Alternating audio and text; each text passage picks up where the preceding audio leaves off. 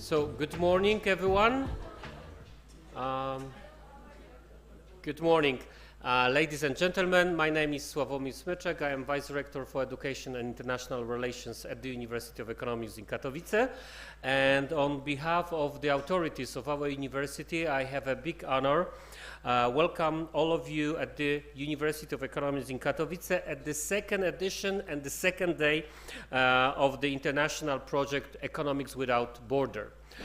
First of all, I would like to welcome very special, very important, distinguished guests. Especially, I would like to welcome the speakers of today. So, Professor Satish, Modh, VESIM Business School, India. Welcome. No, please stay. I will ask you later, okay? Professor Bayramova from Baku, Baku University in Azerbaijan.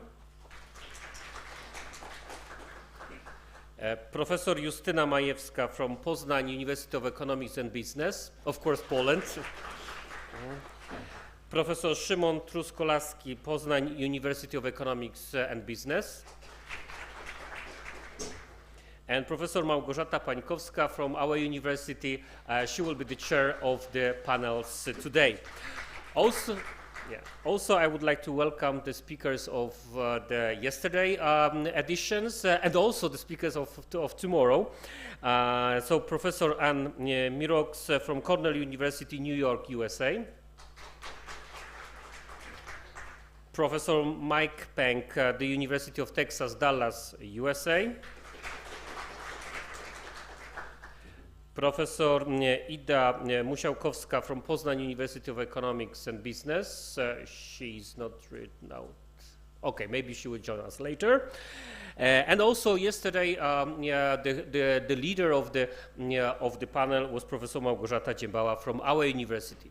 And also, I would like to welcome very warmly special guest for the third day, Professor Hubert Zydorek from the University of Texas, Dallas, USA. And Dr. Richard Brandon, Las Vegas Hotels Chain Manager, USA. I would like to welcome also very warmly our professors, our teachers, our students, PhD candidates, administration staff, and all other guests from other universities and also from the business.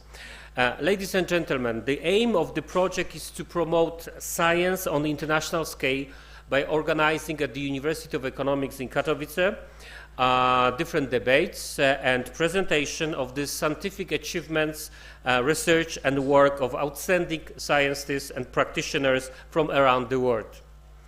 The main aim of activities includes the 3 editions, and each event is including, first of all, scientific debates, which will take in a few minutes, and the afternoon there is a meeting with the PhD candidates and a discussion about the methodology of the PhD defense thesis.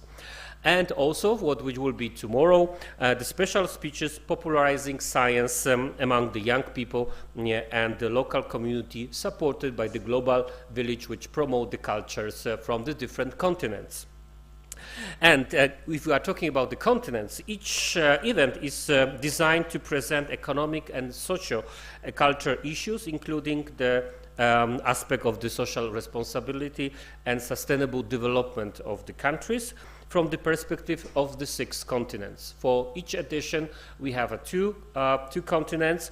So in October, there was Africa and Europe. This time in November, we have North America and Asia. And this day will be dedicated to the Asia. And in next year, in March, we have another two continents, Australia and South America. Invited speakers are prominent science and experts from the countries such as Egypt, Spain, Germany, Portugal, US, India, Azerbaijan, Australia, Chile, and of course from Poland. They have been recognized for their exceptional achievements in the field of economic science, and also because of the popularization they work in implementing innovative solutions in teaching and business.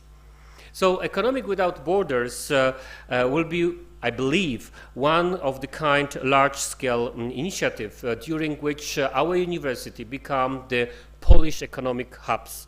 It will be place to be where the high-class researchers from around the world will share their knowledge, discuss and exchange the ideas of experience. And I really strongly believe that this debate will help us to identify new opportunities and hidden potential, how to make the economy and the whole world better. Economy Without Borders is a project organized by our university, but we get a special fundings from the Ministry of Higher Education and Science under the program of the social responsibility of science. So this is the just few words, introductional words, so I can say that the second edition and the second day of the Economics Without Border is officially open. Ladies and gentlemen, we cannot organize this event without the support of the Ministry of Higher Education, of the Science and the Education. However, we also get the honorary patronage of the local authorities of our region. So the voivodeship patronage, also the marshal patronage, also the metropolitan that Katowice belongs, and also the president of the Katowice city. We also get the patronage of the NAVA, which is the National Agency for International Exchange, as well as the CIMAN, which is International Accreditation Institutions, which gave us the accreditation for our university. Also, we get the honorary patronage of the Conference of the Polish Rectors of the Polish Public Universities, also the CRUE, which is the Conference of the Rector of the University of Economics, Polish Economical Association, as well as the Perspective, PROMS, and of course the patronage of the Rector of our university, Professor Celina Olszak. Nowadays, any kind of event cannot take without media, and with popularizing in the. So we have as an honorary patronage by the TV3, which is the regional television Katowice, Dziennik Zachodni, Polskie Radio Katowice, and also the electronic media, the Forum, and the other ones. As I mentioned before, this edition, the November edition, is dedicated to North America, which was taking place yesterday, and Asia. So I would like to invite you for the short movie about the Asia and some data about this continent.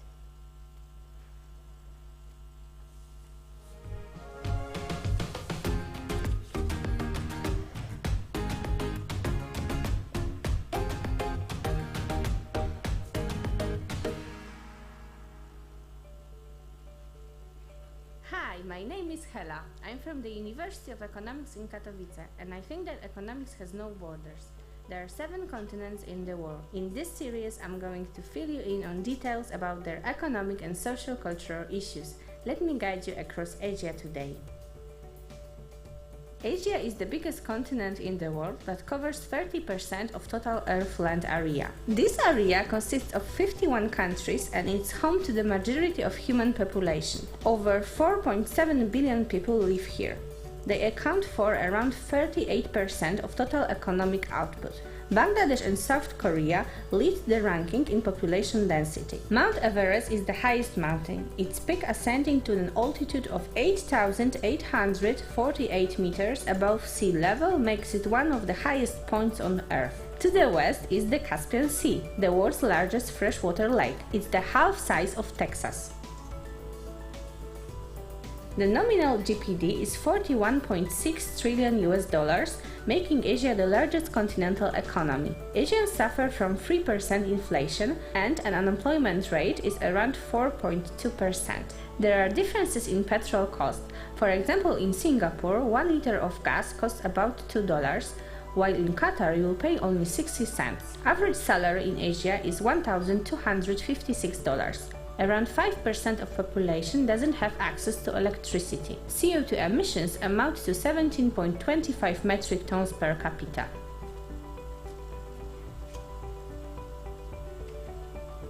Did you know that more than 2,300 languages are recognized on the continent, but most dominant are Mandarin, Hindi and Arabic? In Dubai you can find Burj Khalifa, which is the tallest building in the world. It's 829 meters tall.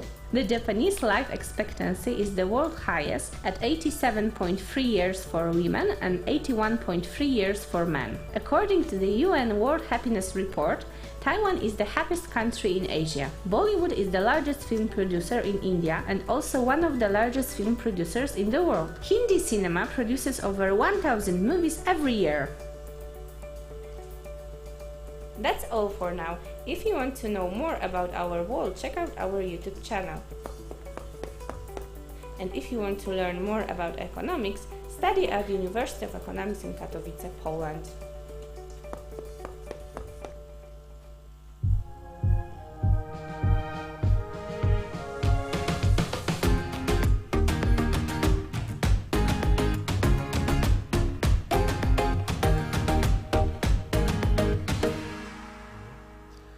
The short comments to this movie, all the statistics concerning the economical data they were taking for the end of 2021. So as you can see, in 2022 there is very turbulent situation in economy, in the global economy.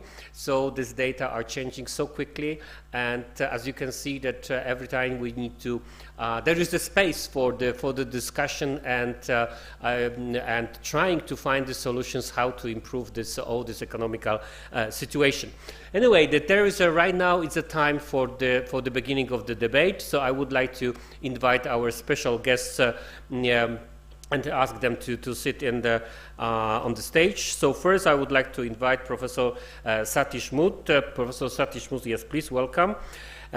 He's currently professor and director at the VESIM Institute of Management, affiliated to the University of Mumbai. He's author and the researchers in the field of the ethical management, airlines management, and disaster management. He's written the pioneering book titled Ethical Management, based on the Indian value system. He's also author of the popular book Discover of Danger in You, published by the Jaco publishers. He's also written more than 5 books on disaster management. I would like to also welcome very warmly Professor Justyna Bayramova. She's a higher educational expert and visionary manager with a keen sense for the strategy and forward thinking. She possesses a decade of extensive experience in leading, designing, developing and implementing educational projects for the higher education institutions. She's experienced expert with a demonstrated history of working in international affairs, quality assurance, and international projects. Her research area is mainly related to the entrepreneurial university, commercialization of the research, and regional development. Now I would like to invite Professor Justyna Majewska. She's the professor at the Poznań University of Economics and Business, and she works for the Department of International Business Relations. She's the member of international organization Tourism Research Center, which brings together tourism researchers from more than a dozen European countries. She's author of the research and scientific publications on the regional economics, international and regional aspect of the tourism development, spatial research methodology, and data analytics application of information and communication technologies, as well as the geographic information system in modern economy and science. I would like to also invite Professor Szymon Truskolaski. He's the professor also from the University of Poznań University of Economics and Business, and he also worked for the Department of International Economic Relations. He holds postdoctoral degree in social science in the discipline of economics and finance.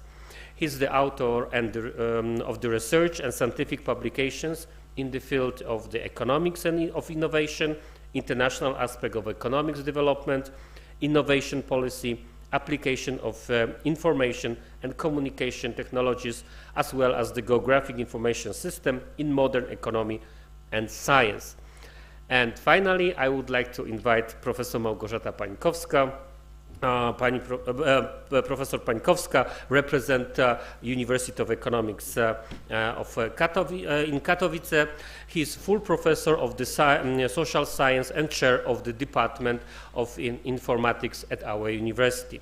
She was visiting professor of Isla Braganta in Portugal, Trier University in Germany, Ishek in Brussels, also Istanbul University in Turkey, Iona University in Corfu, and University of Ibagué in Colombia. She is vice president in the board of Informatics System Audit and Control Association, Katowice chapter. So these are our panelists. Right now I will give the floor to Professor Pańkowska. She will start this debate. Thank you very much.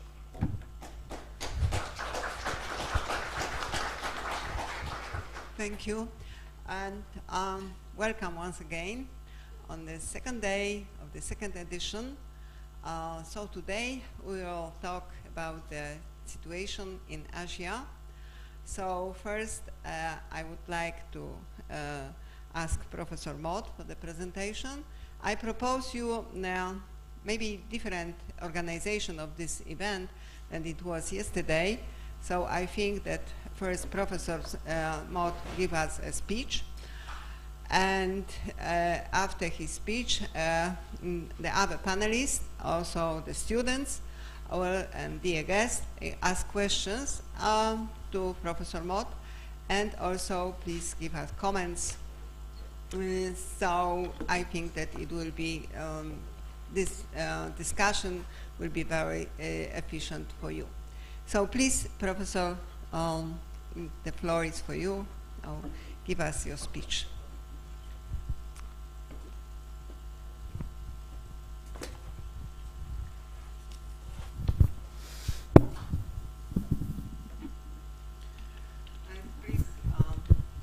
Yeah, the speech is on the screen, so presentation, you can start. Okay.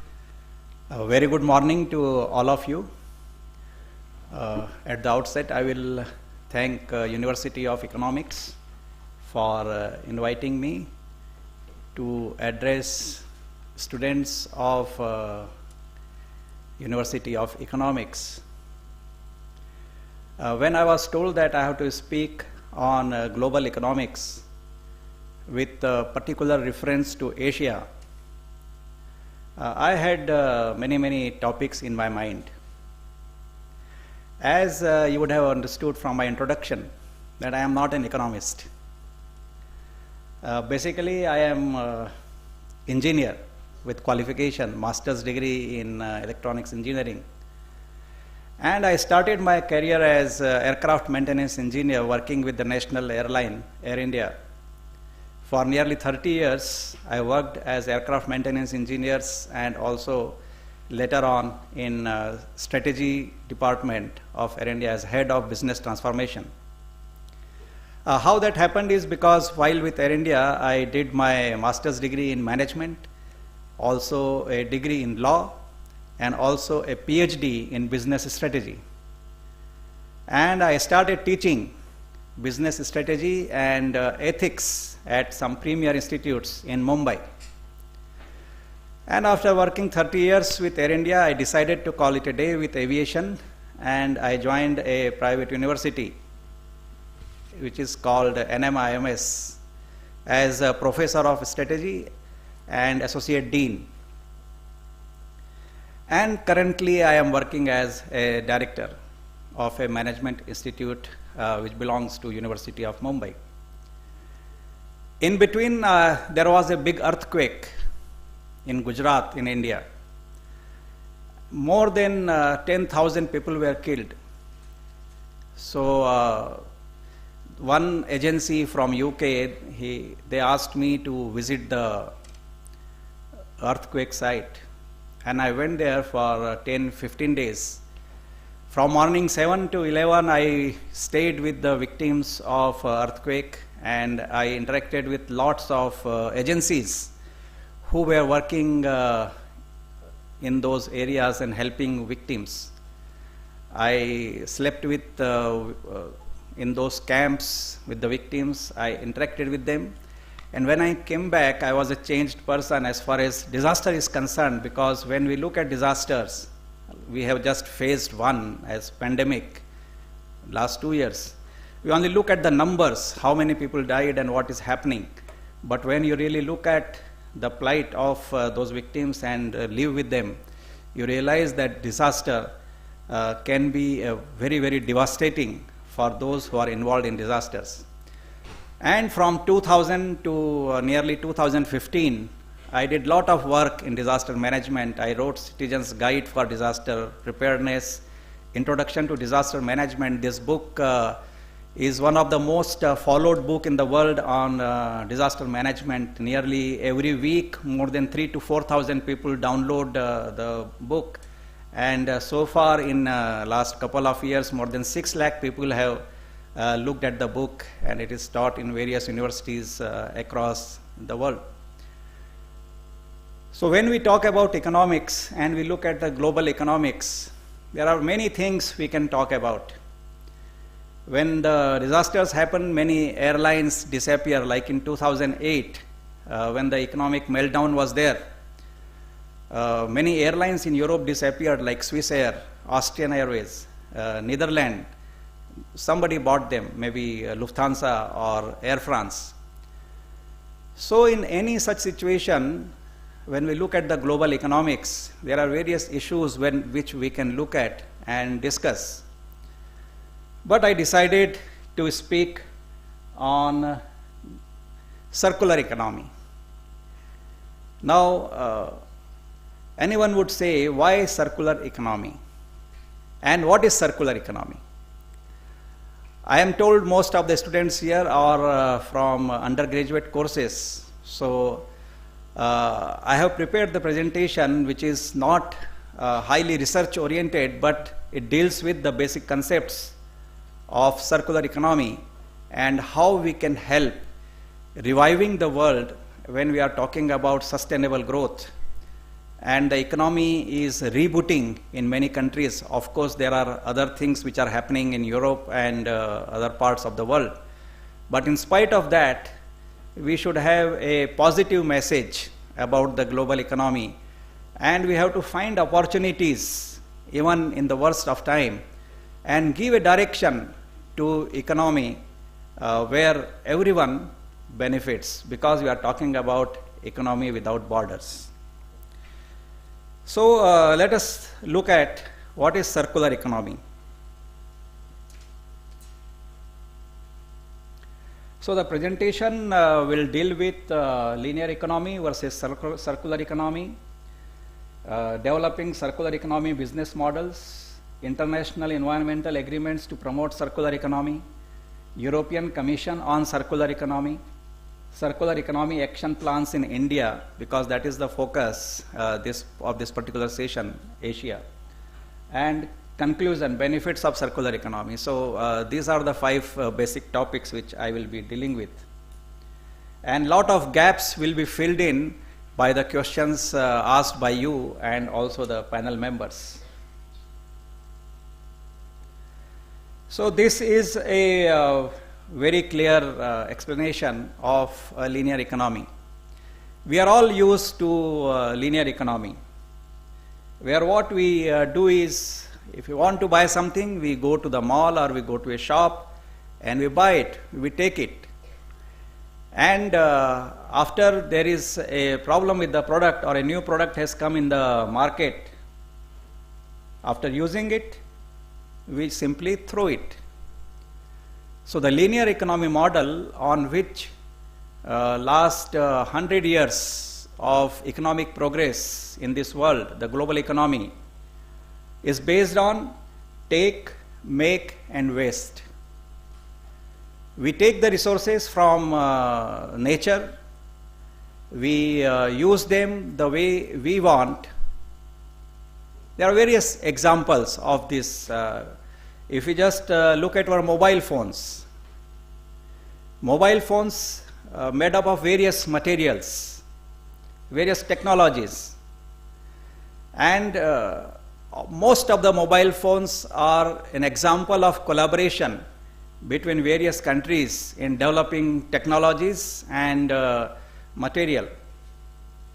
When I did my engineering in 1979, you will be surprised to know that the projects were done on 8-bit microprocessor and how to use that 8-bit microprocessor for various applications. And from 1979 to 2022, when you see, the progress in technology has been tremendous. Before 1995, when the Pentium came, the computing was an enormous task. And today, each one of us carry a very, very powerful computer in our pocket. So I am not saying that the linear economy is bad as such. It has taken us to this place today, where based on whatever resources available, we use them, but after a new model comes in, we throw it. As I am from aviation, I will give another example. The first powered flight was in 1902, Wright brothers. And from 1902 to 2022, just in the span of 120 years, look at the progress in aviation. So, the technological advancement and because of this global connect of the world, the economy progressed very fast because of the collaboration between various countries. Technologies move fast, product developments were there. But during all this period, another factor which came up is that global warming. And last 15-20 years, we have been talking about whether this path which we have taken of taking the resources, making a product, and then throwing it is really going to sustain the civilization and the world.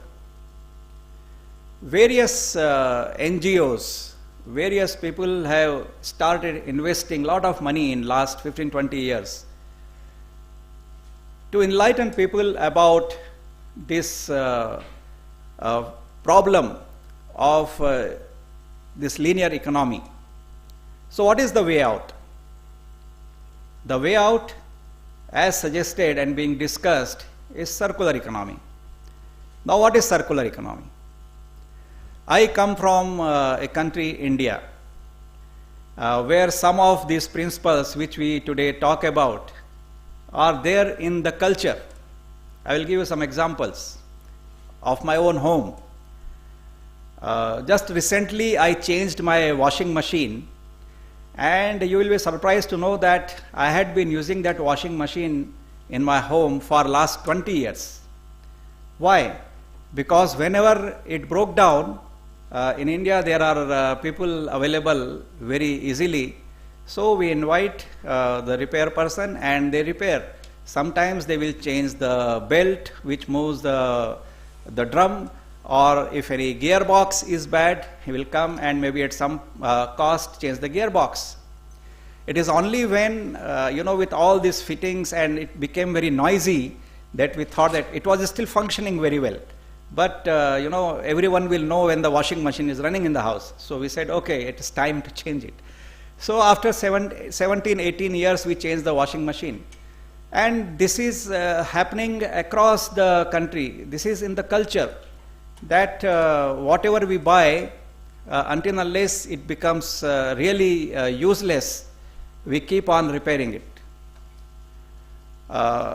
It also flows from the Indian philosophy of worshipping the nature, that we have to be one with the nature. So in Indian culture, the river, the trees, the forest, the mountain, everything is worshipped, because the culture says that we are all connected.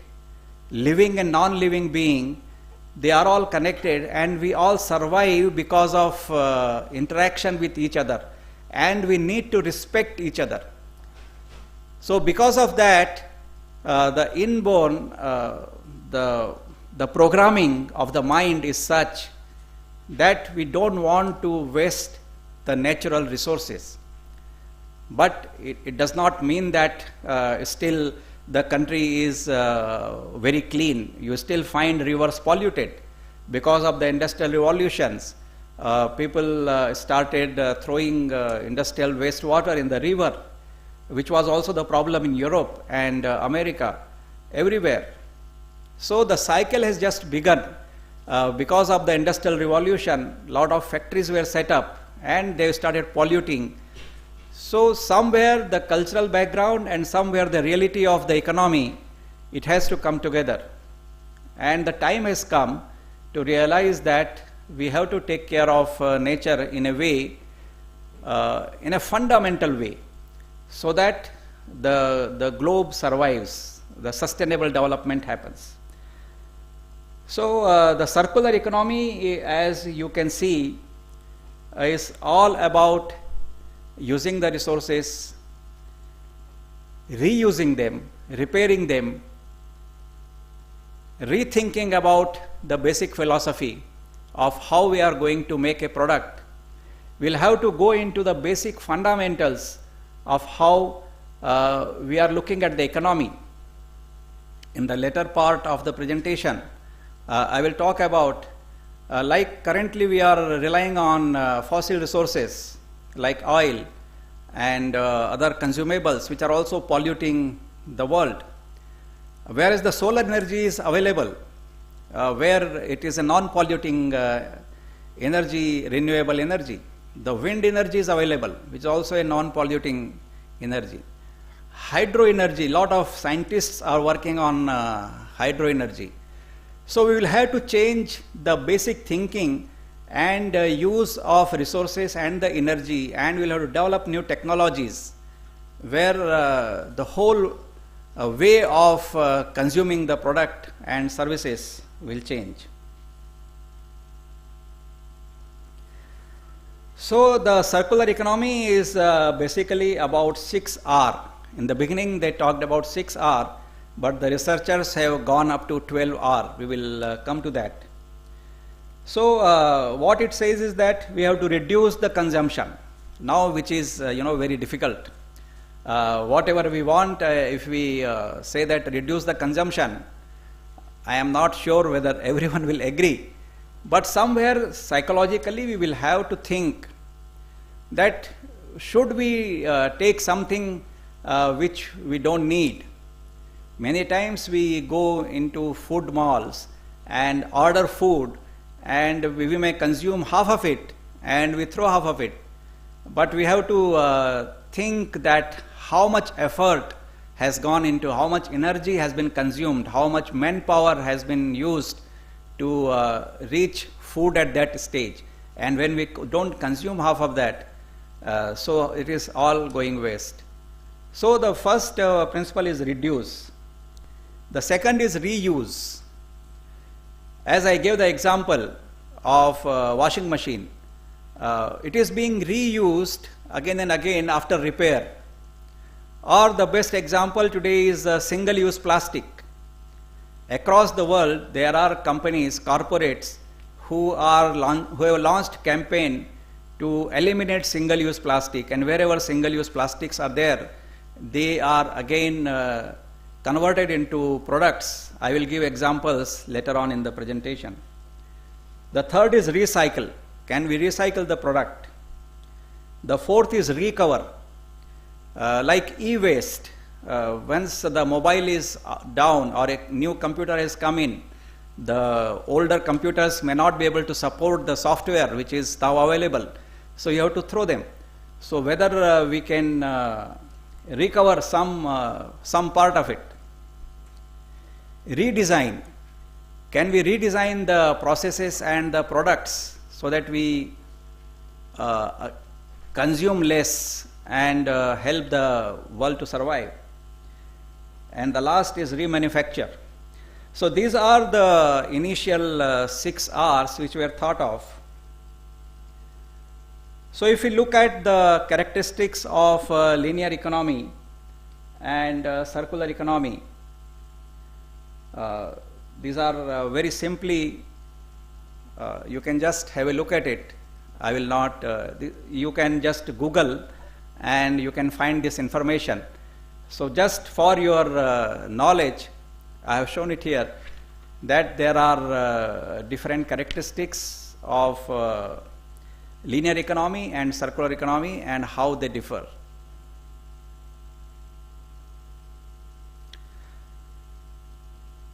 So now we come to the second point, that once we have realized that yes, we need to change the way we live today, and we need to look at the economic models.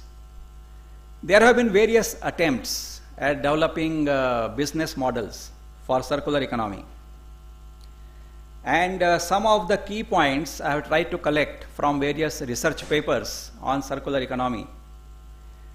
So one says that simplification of collection and sorting of various materials for reuse and recycling, turning the system into a mandatory one. What it says that the government rules and regulations should be formulated in such a way that it becomes mandatory for the companies that they recollect the item. For an example, if you have a mobile which has gone bad, you should have a right to return it to the manufacturer and take it different model, and it will be the responsibility of the mobile manufacturer how they deal with that old mobile, how much they recover. So this is one business model. The second is reducing the amount of food waste. I have already talked to you. Food waste is a very, very big issue. In Mumbai, I have seen these 5-star hotels and all, they have a lot of food prepared. I am sure in Europe also. And when the food life is over and when they collect this waste, it is a very, very big issue of collection of this food waste. So now it has become nearly mandatory in a city like Mumbai, where these food items are collected and they are used for compost to convert it into fertilizer. Not only food items. You know, India is a religious, spiritual country, and there are temples everywhere. And out of religiosity, there is a method to worship gods and goddesses by offering flowers. Tons of flowers are removed from these temples every day. And where will they go? Either they will go in the sea if it is near Mumbai, or they will be thrown in the river, as because they should not be trampled by the foot because they have been offered to the god. So there is a whole campaign in the country that these flowers which are coming out of the temple should also be used for making fertilizer. And it's a very, very successful campaign currently being run in the whole country. So this kind of waste, which can actually create problems, can be part of circular economy. The third is implementation of financial incentives to encourage reuse and recycling of packaging. So government can offer financial incentives to businesses that if you do this, you can take back some of the cost associated with this, and you can pay less taxes, or you can give incentives. So this is another business model. Prohibitions on burning and burning waste collected for recycling or reuse. Whole of the world, if you see near the major cities, there are big landfill areas of waste material. And the toxic air coming out of those landfills have actually polluted the air in a very, very big way. So the policies have to be there to see that these kind of waste which are burnt out or just thrown in the landfill, some use has to be done. Again, I will later on I will give you examples of the Indian government policies where nearly 46 megawatt of electricity is generated every year by burning of the waste which is thrown out in the city dumps, and it is being encouraged by various municipal corporations that use this waste material to produce electricity. Setting higher goals for recycling and reuse of goods. So we will have to keep on covering additional industries, additional areas. We have to begin somewhere. And once we begin somewhere, then we have to, by learning and relearning, we have to expand the model to other areas of business. And we have to set higher goals of all these 6 R's which I talked about. Then oblige manufacturers to pay more for the collection and recycling of packaging waste. Today is the era of Amazon, and you order one small item. I remember once I ordered something on Amazon which was weighing not more than 40 grams, and the packaging and the whole material would have been weighing nearly half a kilo. So this packaging, and I am sure everyone is using this online e-commerce services, and they have to pack it properly so that the goods are not damaged in transportation. So this has become a very big issue of what to do with this packaging material. In Mumbai, where I live, if I have to throw out the thermocol which is used for packing, I have to pay 500 rupees fine to the municipal corporation if I throw this thermocol out on the street. So I have to call some people who will collect this thermocol. So this is a very big issue. So there has to be a policy. Maybe Amazon should be forced. They are laying off thousands of employees today. We have read the news. So maybe such new policy changes can happen that they will, after a day, they can come back and collect this packaging material. It will be of use to them also. And the last is establishment of a more accurate methodology for assessing the degree of processing. How we are actually going to process the whole business process, the resource-based economic view, the resource-based strategy which we talk about, we'll have to have relook at how we are using resources for manufacture.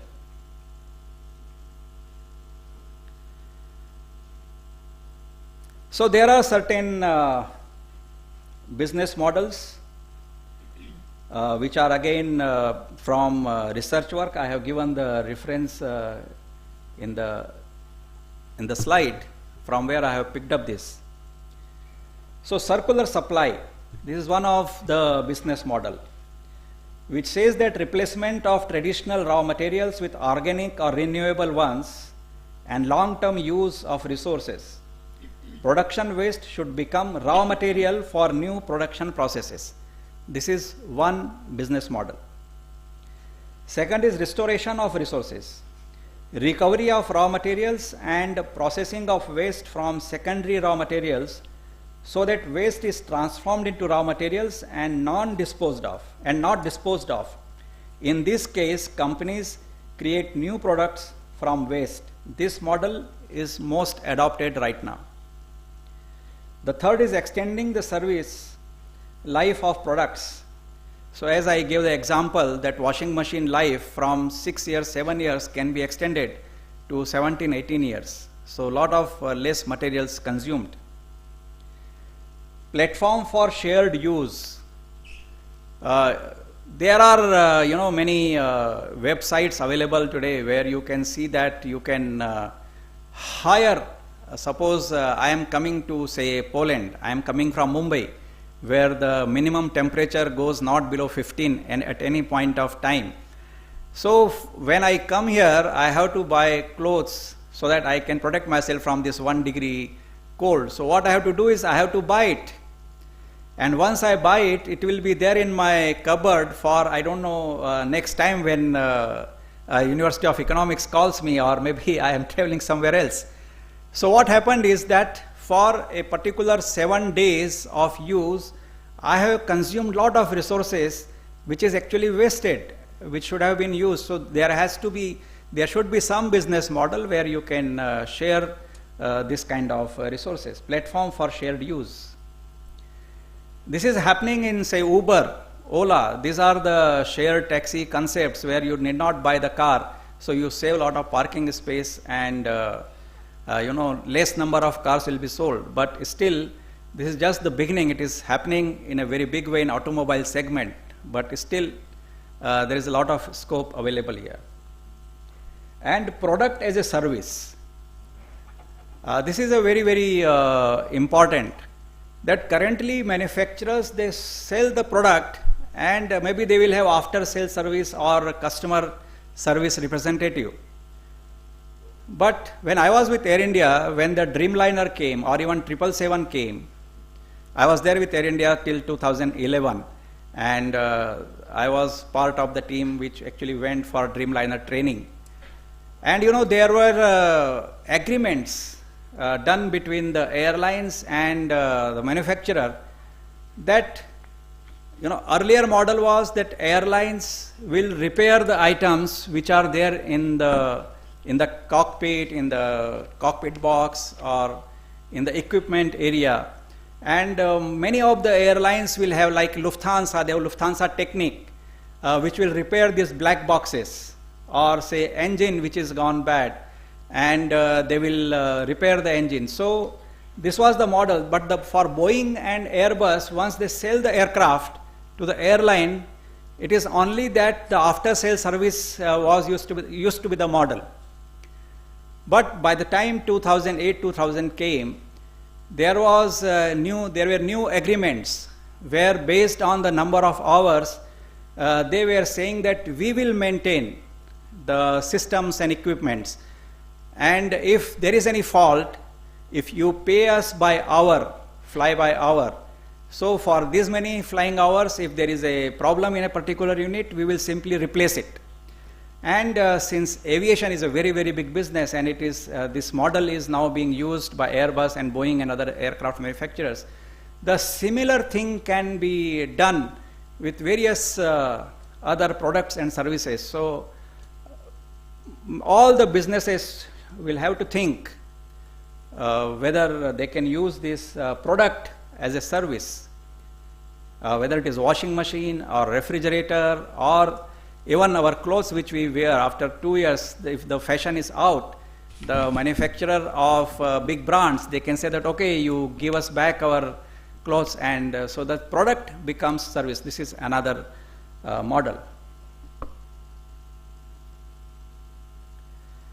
So here there is another research paper, 2-3 research papers where I have looked at various models, various examples, real life examples from India, from Europe, from USA, that how they are using circular economy as a model. So the first example is of refuse. So one example which I have given here, there is one Priyanka Kalra in Gurgaon near Delhi. She started a campaign, no straws attached. Now this straw, when we take a drink, they give you a straw to drink. And if you look at it, the quantum of these straws which are collected every year from these food shops, it will go into tons every day. And this is a single-use plastic, and which creates a very big problem for plastic disposal. So she launched a campaign, and it became very successful. So they said that, okay, rather than drinking directly from the packaging, you can pour it into the glass, and from there you can drink it. There is no need for a straw to be used. And thousands of rupees were saved in each shop, because the shop owner also, when they have to serve you drink, they give you a straw. So when they stopped giving you a straw, it saved some use of plastic. So this is one example, no straw attached. The second is about reduce. There is a company, Tide, in India, which sells liquid detergent. So what they did is they reduced 30% of water content of their liquid detergent. So because of that, the whole packaging size was reduced. So they reduced the use of plastic in packaging. So they reduced the use of plastic. So this is another example. If you look at the Unilever in USA, Now they have CIF innovative bottles that the cleaning agent, when it is over, you don't have to throw the bottle. You can go to the filling stations and refill your bottle. In US it is very popular and many people are using it. So this is another example of circular economy. The third is redesign. How you can redesign a product. So there is a company called ecovative.com. You know, we use plastic and leather for various products. This Ecovative has used cutting edge biotechnology, and they have developed a material called mycelium, which is produced out of bio agriculture products, and it's very, very popular. It's a very, very big business. So this particular material is replacing plastic. So you have to redesign the product with replacing with the biodegradable products. There is another example of IKEA. If you go to the Google, you will find that they have relaunched various kitchen designs, and you will find that they are advertising it as they are for the kitchen. They have used plastic bottles which were thrown, and they have reused the plastic. So IKEA is also doing this circular economy. The fourth is reuse. So I gave you the example of repacking of again Unilever. In UK there is something called Library of Things. As I said, shared platform. So in Library of Things you can go and as I said, if I want to borrow something for the winter, I can borrow from there and return it back. In schools we give lot of projects to students, and the materials which are used, once the model is made, it is thrown. But this Library of Things, you can collect some of the material from those places, and you can make the models and return it back to them. So it is very, very popular, Library of Things. The fifth is repair. I think I have given you many examples, but there is a company called Fairphone in Netherlands, which has launched a 5G mobile model, and it says right to repair. The whole mobile is made in modular fashion, so that if any part goes bad, you can simply replace the module and repair it. The sixth R again is refurbish. And in this zone, when I was doing some research, I found that Google and Microsoft, they are advertising themselves as one of the biggest companies using circular economy as a model. Whatever data we are having, the Google having big data centers across the world, spread in square kilometers area, and all those heat being generated. So they are saying that those data centers, they are using renewable energy sources to reduce the consumption of power. And what they have done is they have partnered with Ellen MacArthur Foundation, which is advising them in using the circular economy model. So this is one very big move by a big company in the world, Google. Similarly, Microsoft, they have just signed an agreement with government of Uganda in Kampala, where if your computer is bad, you can return your computer to a repair center, and you will be paid back some amount for your old computer. If it is repaired, it will be given back to you. The seventh R is renovate. You can renovate the product which you already have.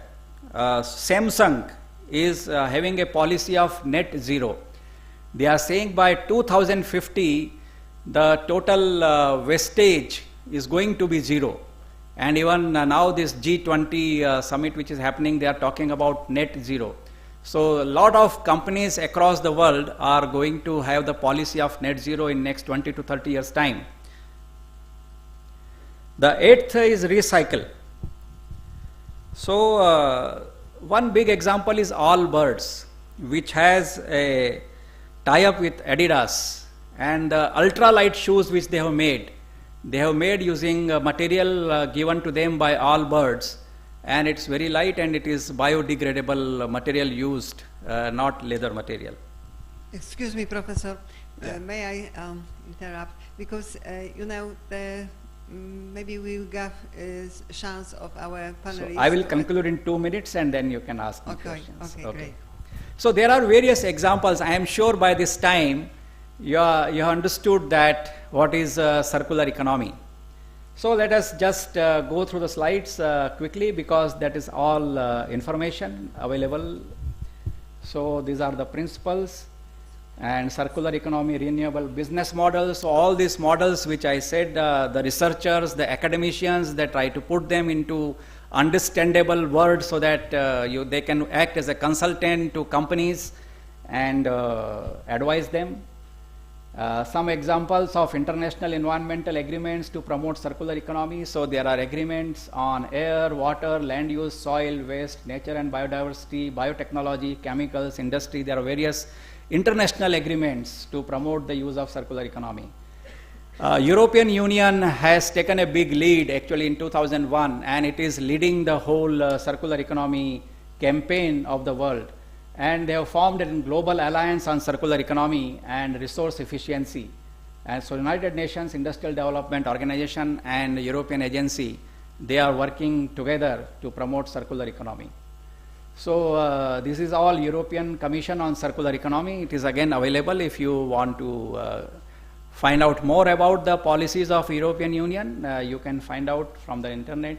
So what are the actions of the Circular Economy Action Plan? This is a very detailed document available of the European Union, which you should go through and understand that how deeply they have looked at each and every issue of circular economy and trying to make policies in Europe, and also with the help of Global Alliance, motivating other countries to follow the circular economy model. So this is a mission of European Union, that how they are going to do this. So they have signed agreements with various countries. So currently European Union has signed agreement with 10 countries which I have listed here. And furthermore countries, the EU is signing agreements to promote the rules and regulations. So they have come out with TAIF project. Again, you can find out. So European Union has really understood that if we have to save the world, we need to do something about that. So there are circular economy action plans in India. There is again a tie-up between EU and India. The agreement was signed, and various ministries have come out with action plans. So these are all various action plans. They have been formulated based on the guidelines given by EU team which visited India. The agreement was signed a couple of years back. And again, you can have the policies on municipal solid waste, scrap metal, electronic waste, lithium ion, solar panels, gypsum, toxic and hazardous industrial waste, used oil waste, agriculture waste. So all these, which ministries will formulate policies for circular economy. So Indian startups have huge opportunities. I think I will close here, and so it will benefit if we really follow the circular economy model. It will benefit the world and it will benefit us as an individual. So with this, I conclude my talk on global opportunities on circular economy and open to questions. Yes. Thank you. Thank you, Professor.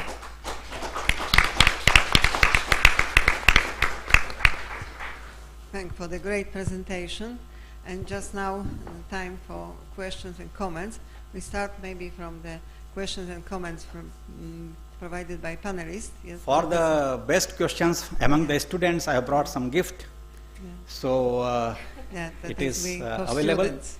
So you can raise hand. Even if it is not a good question, if you ask a question, you will get a gift. But initially, I will. Yes. They don't get the gift. You will get the gift for asking the question. Okay, Professor Majewska. Yes, please, because you take microphone. Thank you very much. So we can see that this approach of circular economy seems to be even more visible in different countries, especially in India.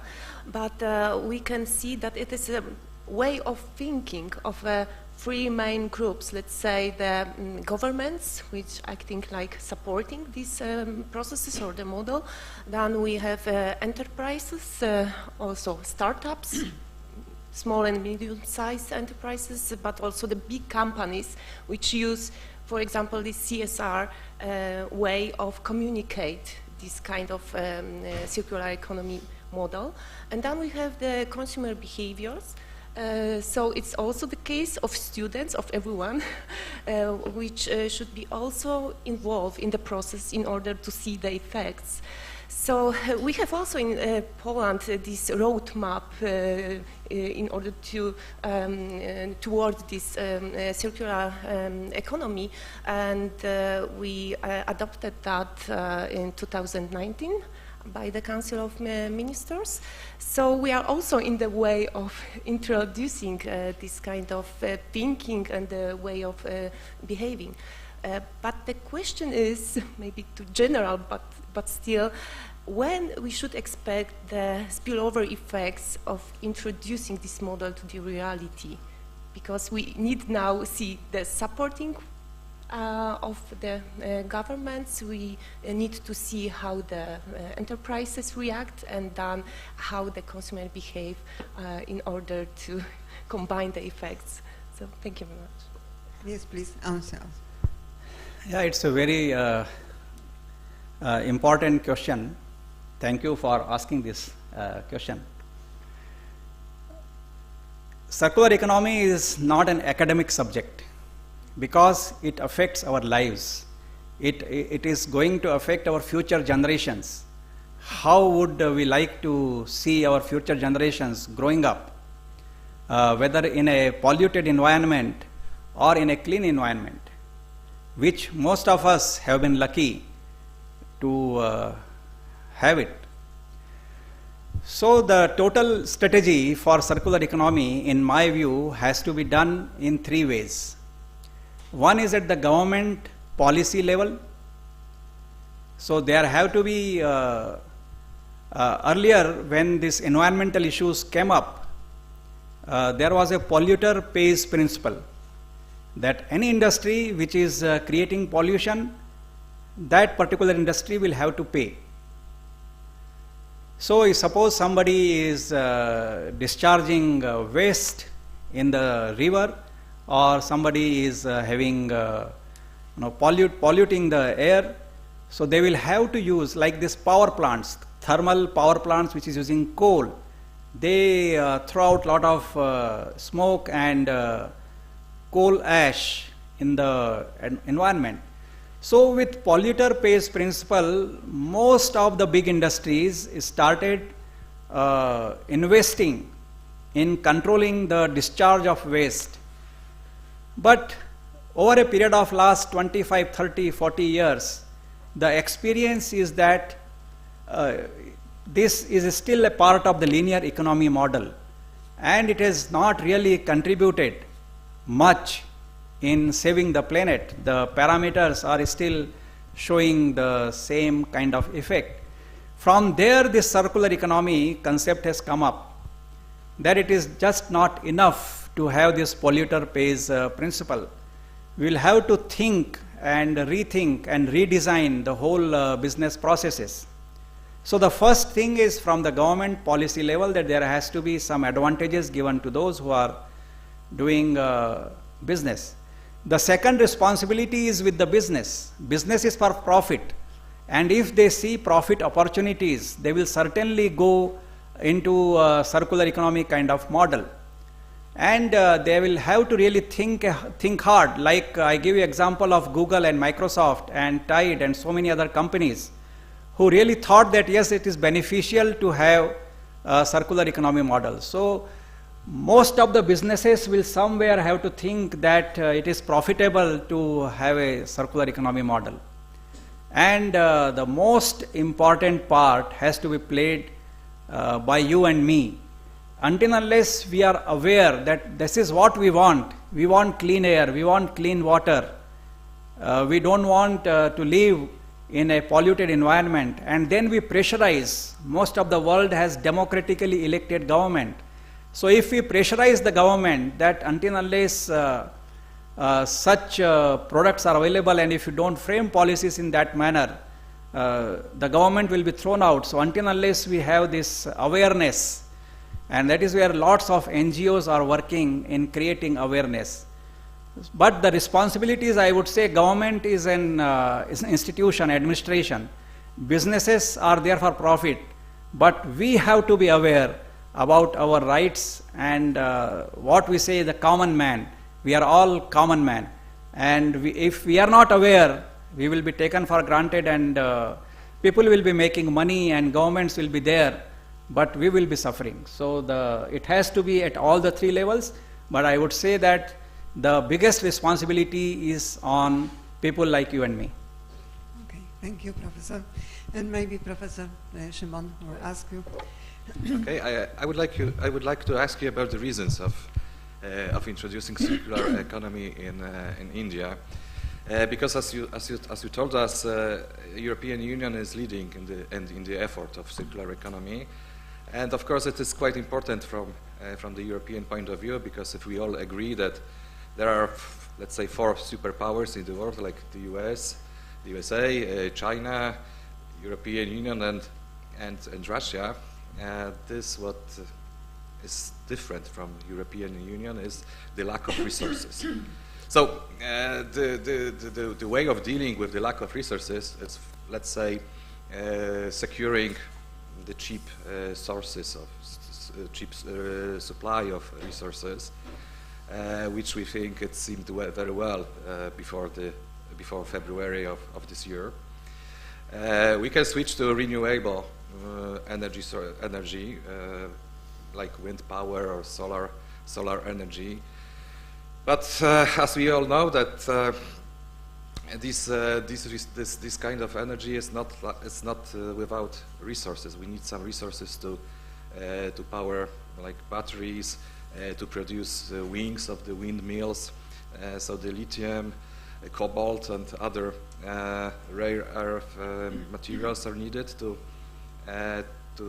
produce such renewable sources. And there is a third way, that is like saving resources. So this is why the government of the European Union, it's of course simplification.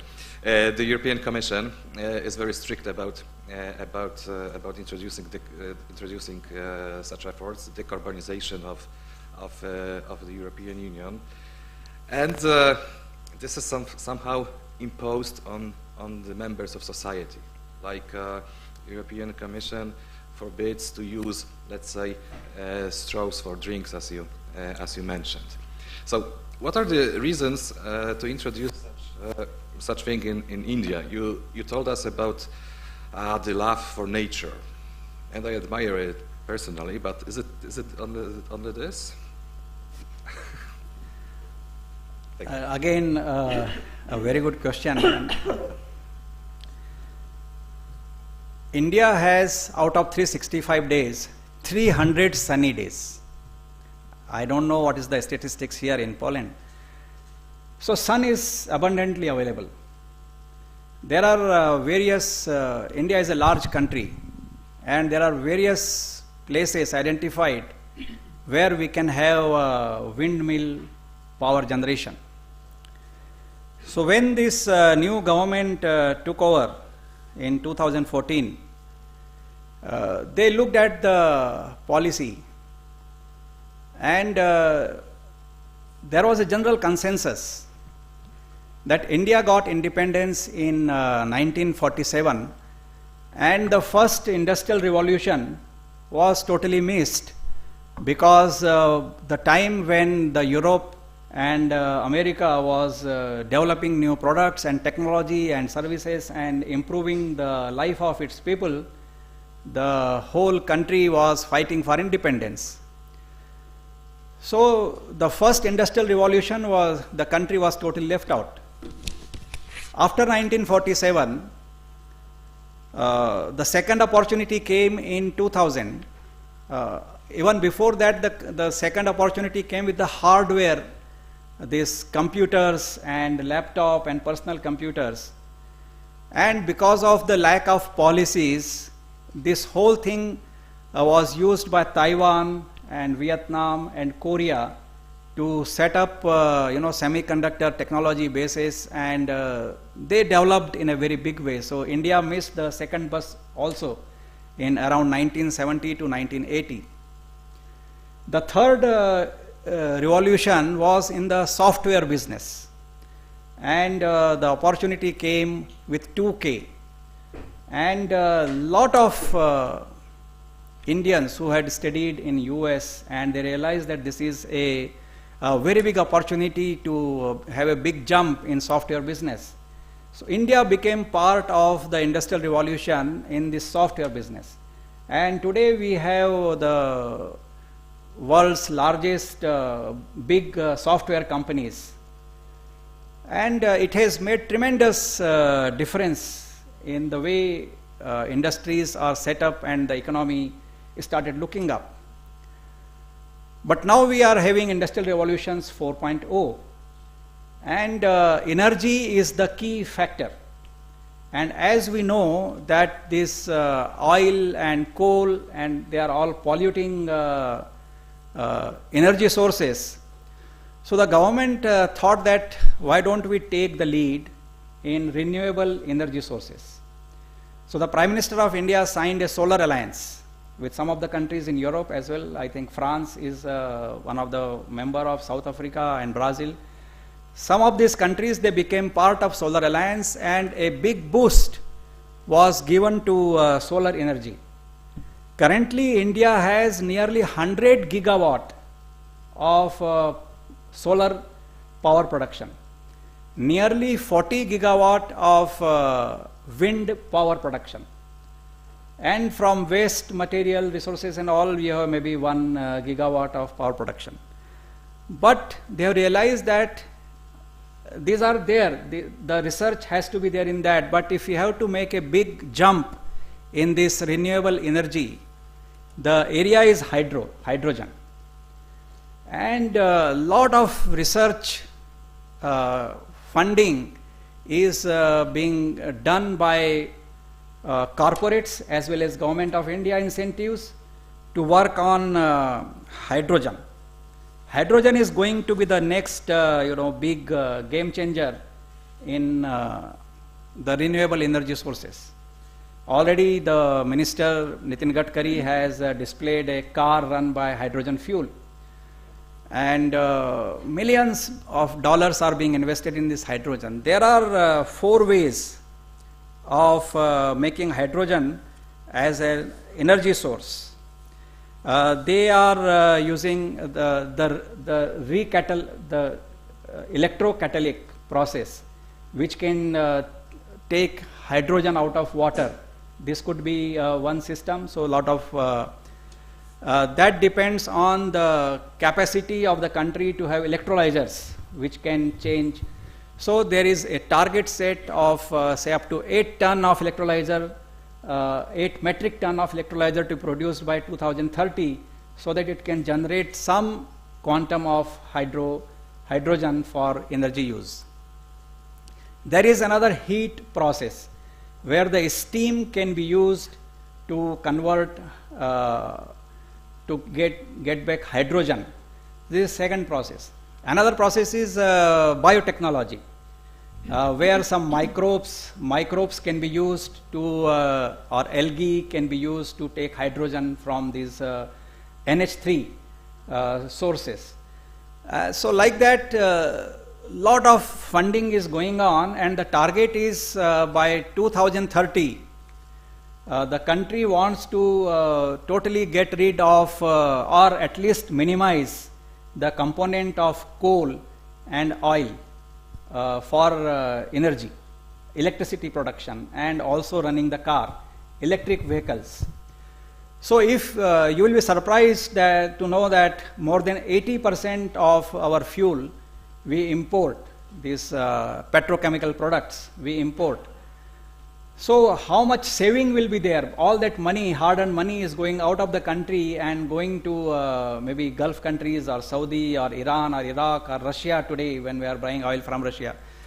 So if you remove the dependence on oil, on energy, that much money is, billions of dollars are available for reinvestment in the country. So there is lot of push as a first strategy of working on the energy so that India takes the lead in this renewable energy sources, and that will also help in circular economy. Second thing is semiconductor production. For all these electric vehicles and all these things, you need semiconductor. And India has started policies to have the semiconductor. Foxconn, which is a Taiwan company, and Vedanta, an Indian company, are setting up a semiconductor plant in Gandhinagar, Gujarat. And the inventor of Pentium chip is one of the advisor. The idea is that currently for all these software businesses, all the hardware is being imported from China or from Vietnam or from Taiwan or from Korea. The idea is to start making these semiconductor components within the country. And the target is in next 2 to 3 years. This complete consumption of semiconductor material within the country will be produced within the country. Similarly, 5G, when it was launched, the initial policy was to again take benefit from a Chinese company, Huawei, or somebody from USA. But the government said that our companies or corporates are good enough to have our own 5G. So India has our own 5G network, and Reliance Jio is the company which has already launched the completely independent, self-developed 5G. So again, the fourth example I will give is vaccine. When the whole world was suffering with pandemic and the availability, the Indian government put lot of resources in developing our own vaccine. Otherwise, and the whole vaccine was given to the whole population, more than 200 crore doses, we are given free of cost by the government, because the vaccine was developed within the country and at a very low cost. So the government, at other places you have to pay some money to get the vaccine injected in your system. But because the whole thing was developed within the country, so vaccine was. So these are the pharmaceutical industries, semiconductor industries, renewable energy sources. These are all examples of circular economy. And the target is by 2030 to 2050, India should take the lead in circular economy model in these various segments. Okay, thank you. Yeah.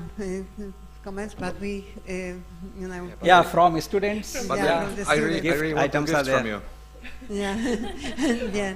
Okay, so just time for questions from the audience. I mean the students. So if the students there is no shortage of gifts. You will have the gift. I have enough. Please, raise your hand and give us a question.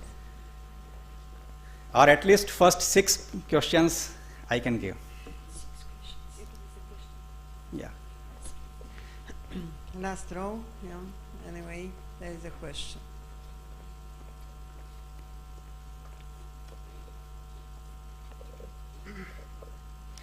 So my question is more of a political one. How would you go about dealing with countries that do not wish to comply with a Western-led switch to a circular model of economics? Mostly China and Russia come to mind. Do you think that with us making the switch, taking the leap, our trade partners will naturally follow, or perhaps should there be a mechanism of pressure from NGOs and such? Very good question. And but I am not a politician, and a politician would have answered in a better manner. I would say that as far as common people are concerned, we elect politicians. They design the policies for the country. So if we are not happy with the policies, we can remove the government. That is in democracies, individuals have the right. But I am not a very, very political conscious person, and the kind of things which I do, I have no time to think about policy implications. And maybe I may have some views, but they may be very immature views, so I don't want to share such views in an audience and trolled on the social media. So thank you for asking the question, but I would not answer any political question. Thank you. But you still get the gift for asking such a difficult question. Yeah. If somebody can give it to him. The next question. Yeah, it is for you. You can collect from me. Okay. Yes, please. Any questions, comments? Other than political question. Yes. Please, please. Here, the first row. This is being broadcasted by my institution and various institutions in India. Please, so I have to be very careful again. what I say here. Oh, okay, just now. Okay, so I have a question. Do you think that the circular economy models are the key to help or save our planet from, for example, global warming? Okay. Is it the only solution? No. We will have to evolve other solutions as well. There is never, one solution to a problem. There are always multiple solutions. Circular economy is a very, very deep subject. And last 10, 15 years, it has emerged as the most plausible solution because it takes care of corporate social responsibilities when people were doing something bits and pieces, or polluter pays principle where we are putting fine on some companies who are polluting the environment. But there was a need for fundamental change in the thinking process, and circular economy works at that fundamental level. It all depends, you're all students, you will all grow up, and if you are convinced that yes, this is the model which can save the planet, and you start working on that, you have startups, you have businesses in those areas. If you really have good products, good services, and good design in your mind, you yourself can earn a lot of money. In India, in circular economy startups, you will be surprised to know that something like $1.8 billion have been committed by venture capitalists to help such circular economy. I have various examples with me. So the money is available if you have the idea, and young generation like you, if you really work on this, you can really change the world. That's what I think. Thank you. So again, your gift is here. Please don't forget to take it. Okay. Any other questions, comments? Yes. There is one. From ladies? No. Okay, I have the question concerning, something what is called greenwashing. Have you noticed maybe that is the greenwashing campaigns in India and in other countries, and what is your comments on that? Corporates are very clever, and once they know that consumers, they are willing to pay more for clean products, they will try to hide something and advertise in such a way that it appears to be a clean product, and that is called greenwashing. So even though they have not done anything, they would try to show that they are doing something for the environment. The only thing is we should be aware, and there should be watchdog agencies, and maybe there should be some fine on such companies who indulge in greenwashing, because they are taking the sentiments of public for a ride. So I say that greenwashing should never be encouraged. And those companies which are using greenwashing as a tool, they should be discouraged to do that. Mm-hmm. Yeah, okay, thanks. Even if you have not asked any questions, these gifts are here. So these 2 are available, and 4 you can take. This is a mobile stand, or I don't know what actually it is, but it is something useful, I am told. Yeah, it's a secret. Yeah. Oh, yes. Yes, good, yeah. Good.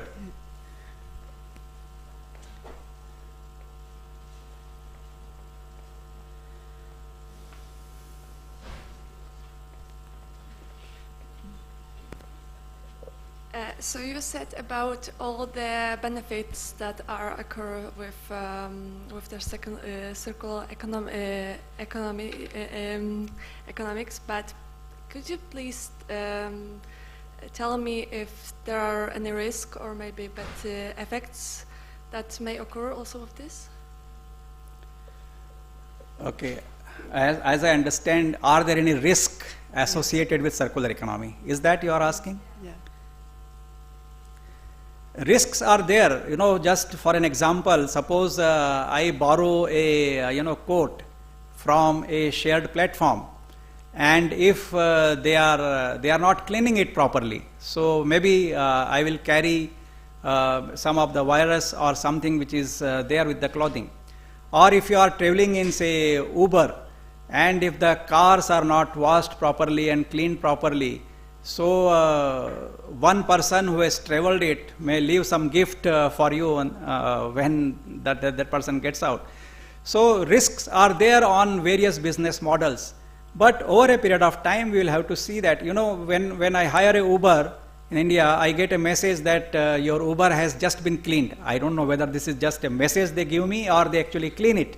But maybe that could be a greenwashing.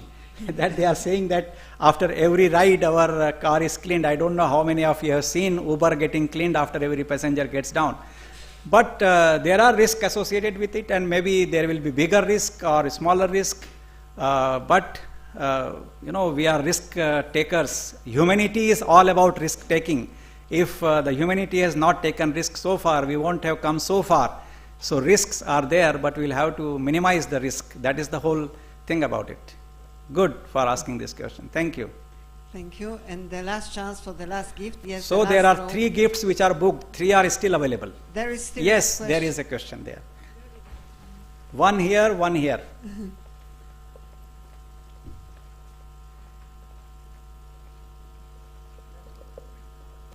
I have a question related to energetic mix, let's say, because, for example, we can produce out of food leftovers biogas.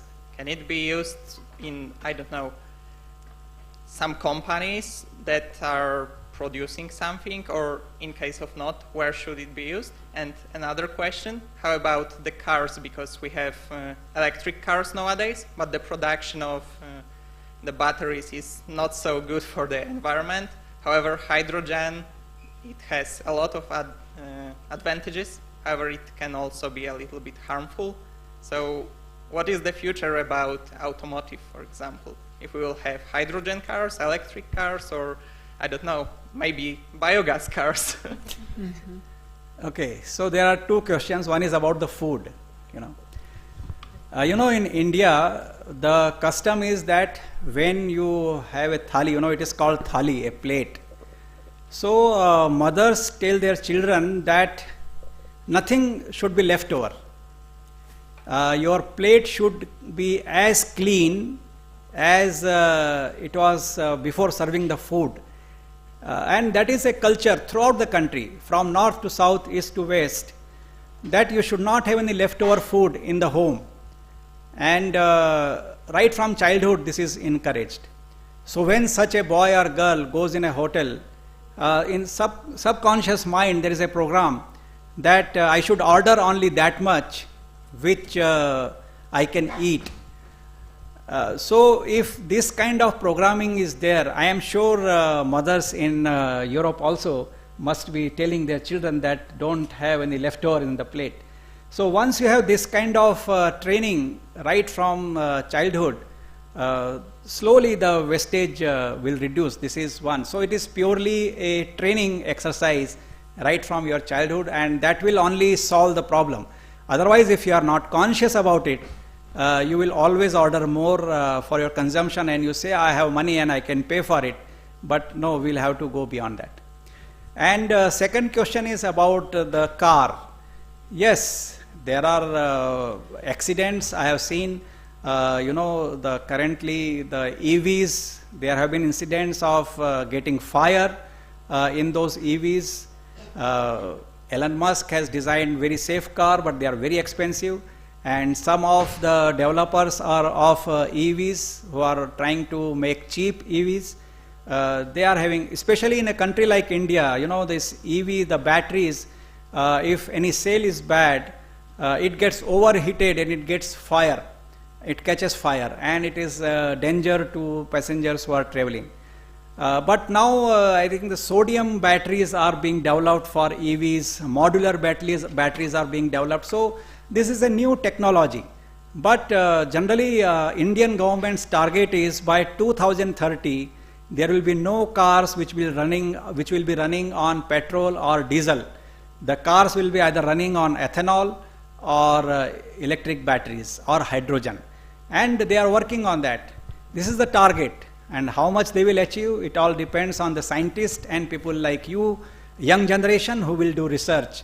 Same thing is true here. So we will, if we decide, human being, once they decide that we will do this, 99.9% we succeed. So I am sure that these new technologies will also be safe. Thank you. Yeah, thank you. One question was here. Yeah. Yes, but maybe because our time. Last question. Yeah. Right, Yeah, right. okay. So the last question. Okay, my question is, who do you think is going to have more impact for these changes, companies or governments? I didn't understand. I mean, who do you think is going to have more impact for implementing your vision of economic governments or private companies? Who will implement this vision? You know, government is made of people. Corporates are made of people, and we are people. We have to implement this wherever, whatever role we play. Sometimes we are a normal citizen, but when we come here, we become a student. When we teach, we become a professor. When we work in a company, we become an employee. Or when we are elected, we become elected representative. It is a conscious decision of all human beings that we should somehow give the planet in a better condition to the coming generation. So it is all of us together, whatever role we are playing, if we are conscious about it and we make an effort, we will definitely succeed. I think I answered your question, that who is responsible for implementing circular economy? We are all responsible for implementing circular economy. Thank you. Thank you. Yeah, thank you. Yeah, because the time is over.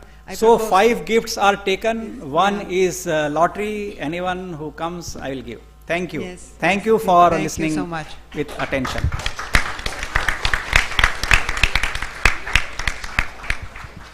So please, all those people who ask questions, and you can bring one of your friend.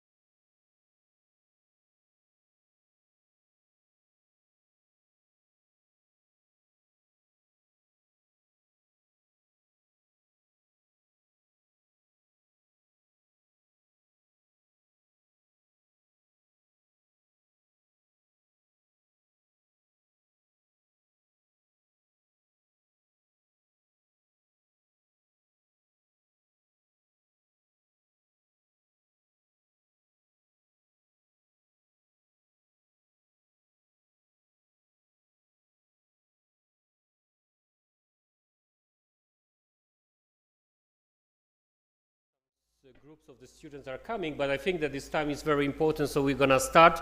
So good afternoon, ladies and gentlemen, dear professors, dear teachers, dear students, PhD candidates, distinguished guests. Welcome to the second debate of the second day of the second edition of the Economics Without Borders.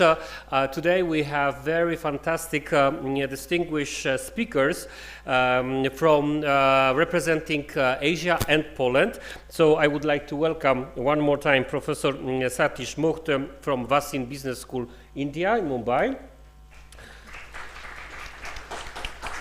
Very warm greetings to Professor Gulshen Bayramova from Baku University, Azerbaijan.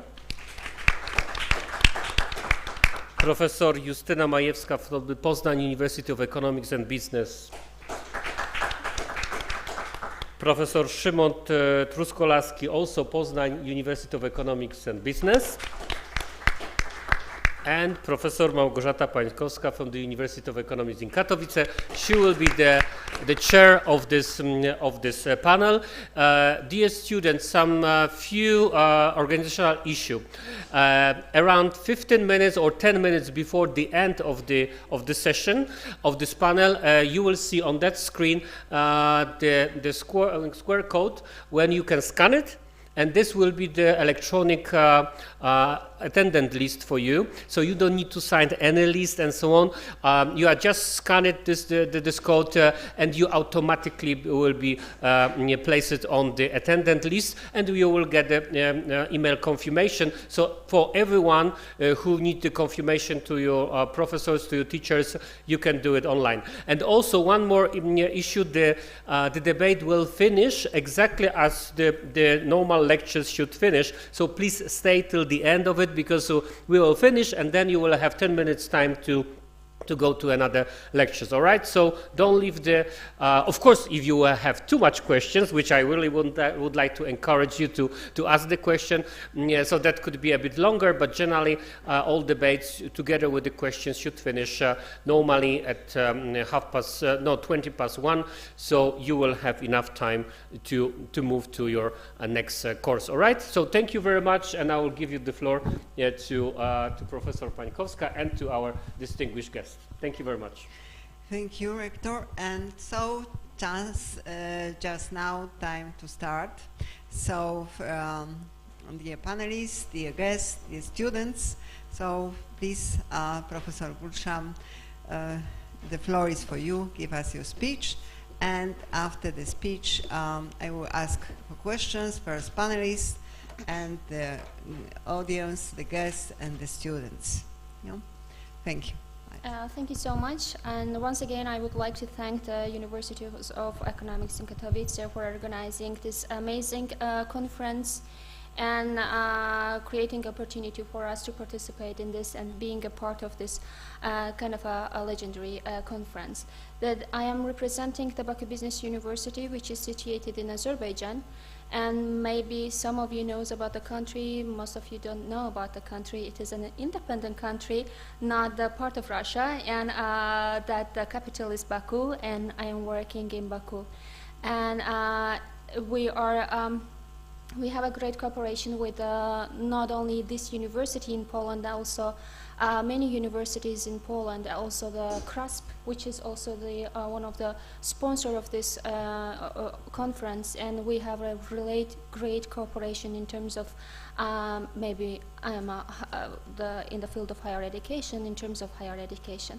And so before starting my speech, I would like to ask to my audience just a simple question in order to know who to target, how to target to my audience. Who are the PhD students? Can you raise your hands, the PhD students? No? Great. The master students? Few. And bachelor students? All, most of them. Okay. And who intend to become the researcher? None? Can you please raise your hands if you want to become a researcher? None? So, Okay, so Going to business, so nobody wants to be researcher in future? Who wants to be researcher in future? Yes, one. Excellent. In which discipline? Economics. So Okay, I can great. bet. Like, okay, I'll ask this question at the end of the session. So after my speech, again, if you want to become a researcher and gain more money. So before going to the main course, I would like to serve some appetizer. Why to become a researcher and what is really its importance and impact on the individual level, an institutional level, national level, and of course in international level. I started to do the research when I was in a high school, when I was in an 11th grade. I was living in a region of Azerbaijan, and in a private school, which was a little bit higher than the high schools in my region, and also in Azerbaijan. And we had a club, not a club, but a group of kids researchers. And there we were doing not economical research or not medical health research or tourism, but we were focusing on historical research or socio-cultural research. And then I was one of the volunteers to become a researcher at the 11th grade, and I worked with an academician who was a history professor at the Nakhchivan State University and very well-known history professor in Azerbaijan. And I did some research on the historical situation of Azerbaijan in 1980s, especially focusing on Nakhchivan. And then it created a passion, and I was feeling that I have a passion towards the research. I definitely need to be a researcher. But contrary to most of the people, I didn't wait to become my 40s or 50s to become the researcher. I started early, and I started when I entered the university, the bachelor degree. Unfortunately, my bachelor degree is philology. Why I said unfortunately? Because it was not the field that I wanted. It was a field that I was pushed by my parents. And I didn't feel very comfortable in philology because it never motivated me or never gave me this motivation that is I need to be a philosophy doctor or something, the researching in philology. So I started to work at one of the private university in Nakhchivan, and I worked as an executive secretary in Economic and Social Research Development Center. And there it helped me a lot. And while I was studying at the state university and working at the private university, I was feeling and also observing a lot of shortcomings, the lacks about the higher education management system. It was not like I imagined, and it was because of that I did my 12th grade in the United States. And I studied 1 year in the United States. I knew the international education system. And when I came back to Azerbaijan and compared these two education systems with each other, I see that there is huge differences between these two continents, not only the continents. I mean, they are 60, 70 years ahead of us. And I was feeling really sorry about those who were working at the university, who were teaching at the university, my professors, my students. I was thinking always that if they were the place that I was a year ago, would they act like this? If they were that there is another quality there, there is something that can increase the quality of education. There is a different part in the world that their approach towards the higher education is totally different. It is not only the lecturing the students, asking to take the notes and puts the commas and dots there. It's totally different things in the other part of the world. So I was deeply in the researching the development in higher education. I was looking for the ways how I can impact to my society in terms of higher education, of course. So I had a chance to get a scholarship and to study in the United Kingdom at the Sheffield University, and at least I was able to follow my own path to change my major, and I studied general management in the University of Sheffield. And by chance, I had a great supervisor, and at the end of the master's degree, and when I first entered this university, I saw the writing in the entrance of the university. It was telling that quality assurance. And I was thinking that what does it mean, the quality assurance? So we had a class on operations management, taught us the quality assurance, and then I asked my supervisor if it is possible for me to go and to have an interview with the deans, vice deans, the head of the programs, the quality assurance centers, the vice rectors, and etc. And he created a possibility for me to go to talk to these people. And then I set my mind that I have to prepare, I have to focus on internal quality assurance of higher education, and especially I have to analyze this system in Azerbaijan higher education system. And then I did my master dissertation here. My professor helped me a lot, but in theoretical part, you know. And we were always, let's say, having a fight with my professor that, okay, I'm writing this dissertation, and I don't want it to stay in your board and just a couple of people who will do the research on total quality management or quality management will cite my dissertation or go through my dissertation. I want the people to use it, and how I can make it to be useful for the people, that the things I found out. I conducted the research. I did a survey among 11 universities in Azerbaijan, and of course, I found out that quality assurance is not there in Azerbaijan higher education institutions. And then while we are talking about the quality assurance, it's related to the leadership, management, governance. I mean, program design, everything is included in the quality assurance. So nobody assures the quality there. And we found out that there is only in 2 universities they have the formal quality assurance. It was created under one of the European projects, and that's it. And they're not functioning anymore. So after finalizing my research, the dissertation, I got graded. I got a good result. And then I had 1 week to adopt it to a European project, which is a great project with a budget of €1 million. And as an author, I had just only one week to formalize it. It's like maybe you all know about this capacity building projects, the paperworks, and it's like more than 120 pages that you have to write. You have to write, like, you have to justify it. You have to set the specific objectives, deliverables, and lots of things. But I had just one week, and I didn't sleep the nights and days. And I wrote this project.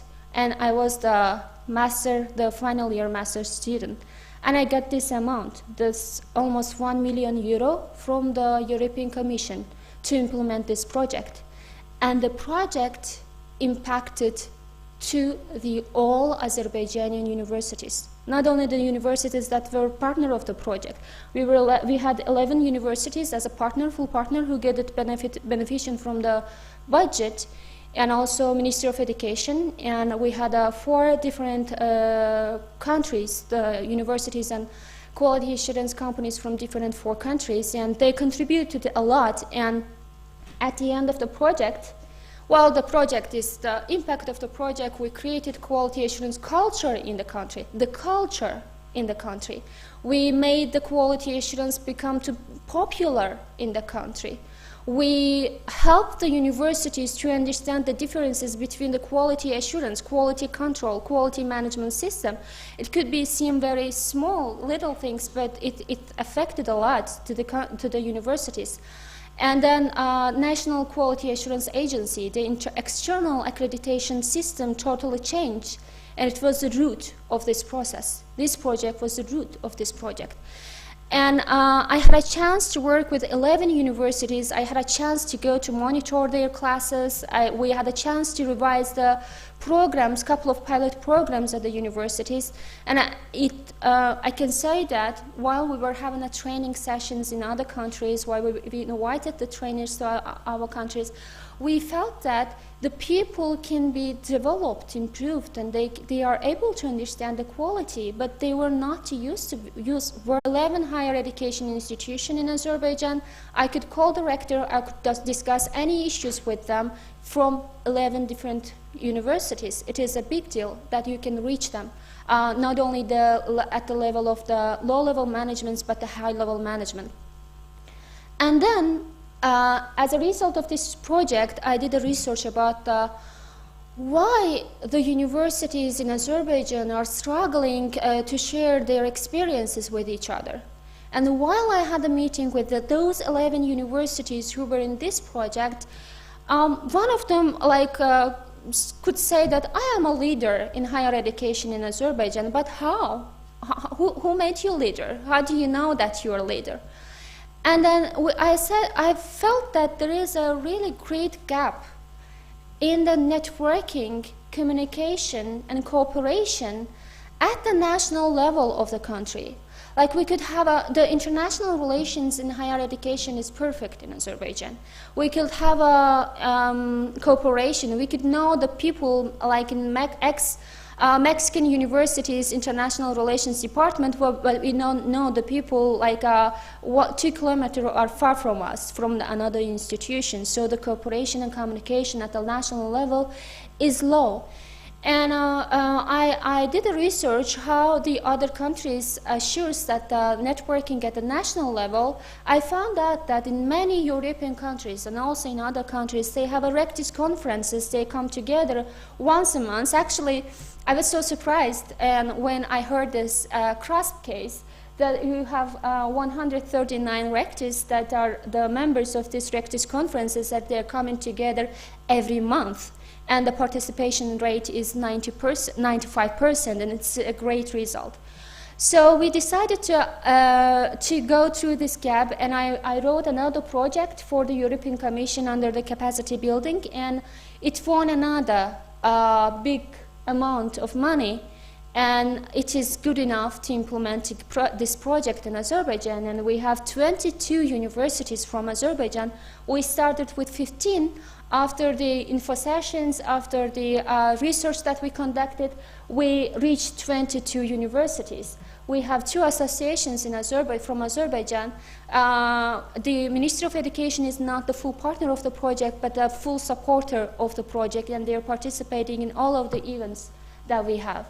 And we have Spain, France, Sweden, Belgium, Portugal, and Lithuania, and rectis conference, the part of this project. They are sharing their experiences with us. And the budget is almost 9 million, close to 9 million, 1 million again. This picture shows you the impact. You know, we started with 15 universities, but during the meetings we were able to bring together only the 6. It's the first meeting that we have only 6 rectors together. And we were struggling to put the rectors together because they didn't use it. They become together when the Ministry of Education asking them to come together, or they're coming together with the conferences, but not for the case of discussing or negotiating or sharing experiences for something.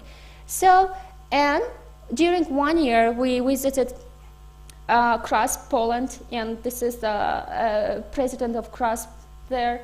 And we visited France, rectis conferences, CPU, and this is the university. This is the picture from University of Sorbonne, where you studied. And we visited Sweden. We met there the Swedish rectis conferences. And we conducted a research, actually, which impacted a lot in higher education institution. It is one of the large-scale research conducted in Azerbaijan in terms of the people that we gathered together. Almost 3,000 participants participated in this research, and we reached 18 rectors. They participated directly in the research.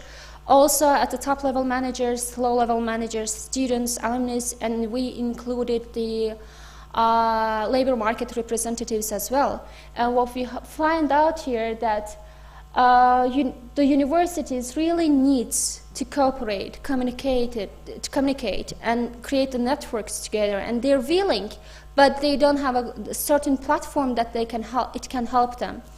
So, and those are the articles that we are writing right now based on this data that collected 1 year ago.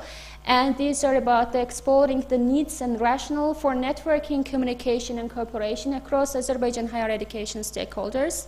And we go to establishing the Azerbaijan Rectors Conference, assumptions and implications, if it is going to be the autonomous company, or is it going to be depend on the Ministry of Education, how we are going to solve it, and we are under that phase right now.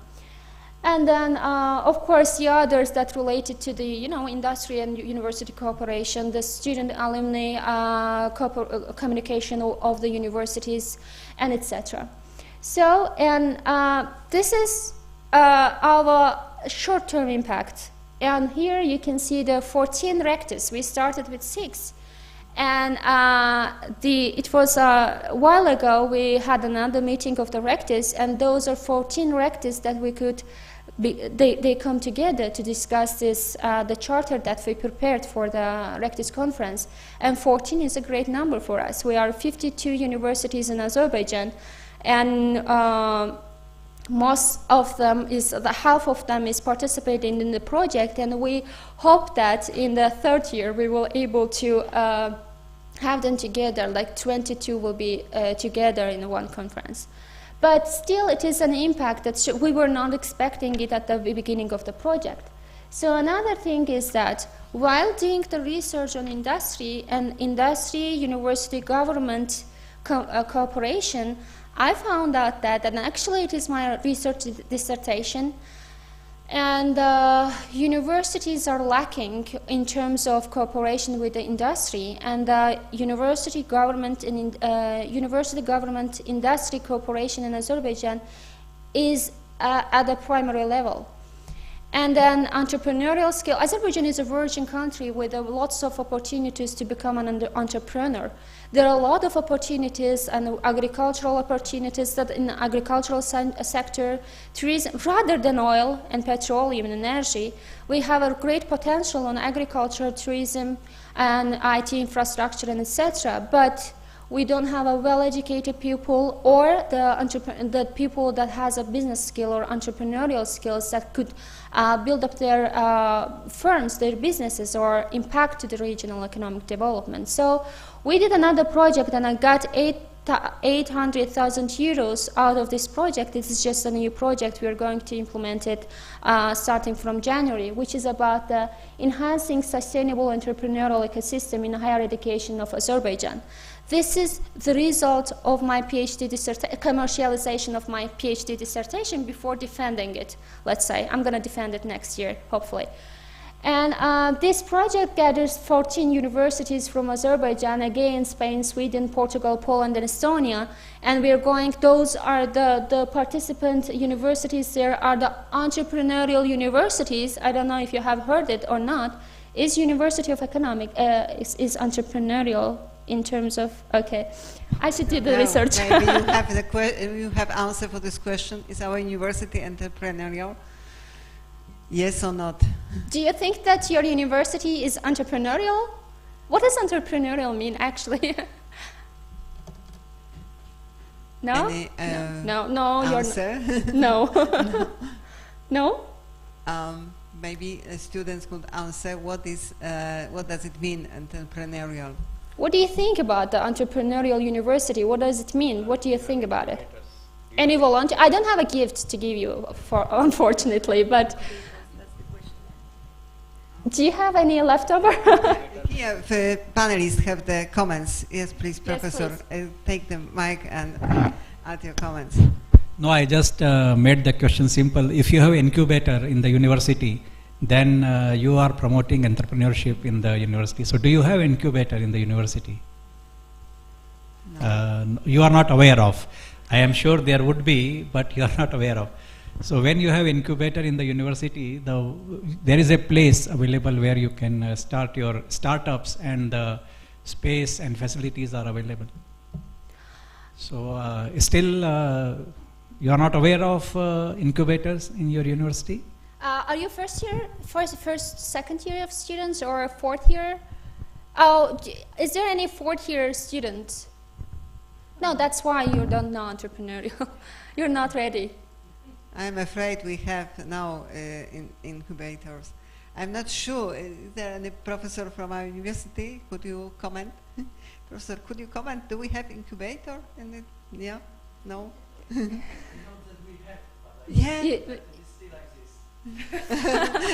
we have one. Sorry, I don't know if we have it. Okay, but we have a great partner from Poland, from Bydgoszcz, and they're totally entrepreneurial and engaged university. They built a university based on business company, the company. So they're very entrepreneurial in terms of entrepreneurial activities. So, and well, if you're not, it is better to become not the entrepreneurial university, but integrate entrepreneurship in your management system, in your leadership, in your programs. And I'm going to come back to this, and I will talk about this entrepreneurial university concept. So I got another good salary out of this, and it's going to be start in January. And research also brings you the salary. That's what I was going to tell you as an appetizer, that it's not a paperwork, that one day you will get a good salary out of this. And it is also that rather than having a salary is also a joke, of course, but you are impacting many other institutions, the individuals. And those who were part of our projects, they become main figures at the Ministry of Education, let's say. We have a couple of representatives from our previous project. Now they are the head of the departments at the Ministry of Education or accreditation agency, and they started from our project. And also in Rectis conferences, I had a chance to work, now I have a chance to work with 35 universities in Azerbaijan. And having 35 universities helps me to investigate, to do the research in these 35 universities together. You know, I have access to all of them at the level of vice rectors, rectors, or the departmental level. And with another project, this establishment of Rectis conference in Azerbaijan, we did another things that, okay, the project will end in after 3 years. What's going to be the sustainability? So we decided to create the committees.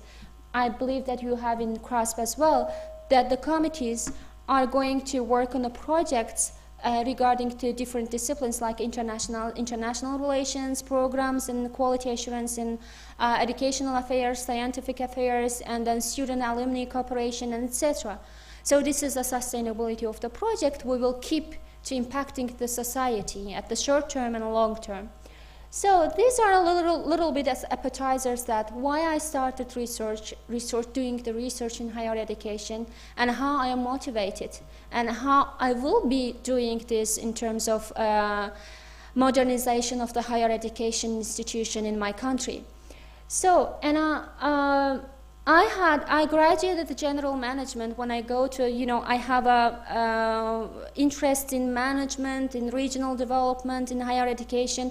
So I was looking for how I can merge it for my PhD dissertation, and I find that this interesting topic, that the regional development, regional economic development, and the impact of the entrepreneurial universities, how the entrepreneurial universities may impact the regional economic development. So, and my research questions are mainly that, is the transfer of knowledge or the commercialization of knowledge necessary in the regional economic development? How can the university, industry, government triple helix model affect regional economic development? And the triple helix model affect the financial independency of the universities? And then what should be internally transformed in a traditional academic university to incorporate triple helix model? Is it possible that all the universities become entrepreneurial, or is it necessary? I'm looking for these questions. And is there a need for the transformation of a certain university in Azerbaijan? It is a regional university situated in Mingechevir State University. It's a Mingechevir State University, and I'm doing the research. Is there any potential, a regional potential, that this university can become the entrepreneurial university? And if yes, and how they can become? If they don't have an entrepreneurial culture at the university, how can you build it from the scratch? And I mean, the model that I'm going to propose for this university starts from the scratch and step by step building the entrepreneurial university in the region. So, what I'm doing the research is about the, well, I go to theory. It is mainly the theory that regional economic development, the theories related to this, and what was the theories before the Industrial Revolution, during the Industrial Revolution phases, and now, and what is the place of the knowledge economy at this in these terms, and the entrepreneurship in education, or the entrepreneurial activities at the universities. And while I was doing the research, I felt that most of the gurus, the researchers, they were focusing on entrepreneurship program, entrepreneurship education, but entrepreneurial universities or entrepreneurial activities of the universities are not related only to the entrepreneurship education, but is related that regardless of the subject, of the specialization of the institution. It can be a University of Tourism, it can be a University of Medicine, or I don't know, engineering, architecture, but it still needs to have an entrepreneurial culture, still needs to have it. We can see it in the model of that certain United States, the universities from United States and universities from Europe as well. I did a great I did really a fundamental research about the regional development theories, and then how it started, what is the traditional regional economic developments, and how it changed while the world has changed. What was the shift between the traditional regional economic development and the new version of the regional economic development? And I found out that these two specific theories, that is neoclassic theories and the endogenous growth theories, is just the theories that are fighting each other. Let's say it's one is that focusing on the financial incentives, financial indicators, and the other is focusing on more intangible capitals like an education, training, and human capacity, capable people. I mean, the human resources with the great skills, and also the IT infrastructure, etc. So with these main policies that I went to, and I found out another approach and another terms which is called the knowledge economy, and now I am really fan of it, and I do really a lot of research that what is the knowledge economy and how it can affect the country, and what is the importance. So I know that you don't like answering the questions without the gift, but unfortunately I don't have a gift, but I would like to ask you the question. Whenever we are talking about the knowledge economy, what do you think? Do you think that you are the part of this economy as a student, or as a university, as an individual? No?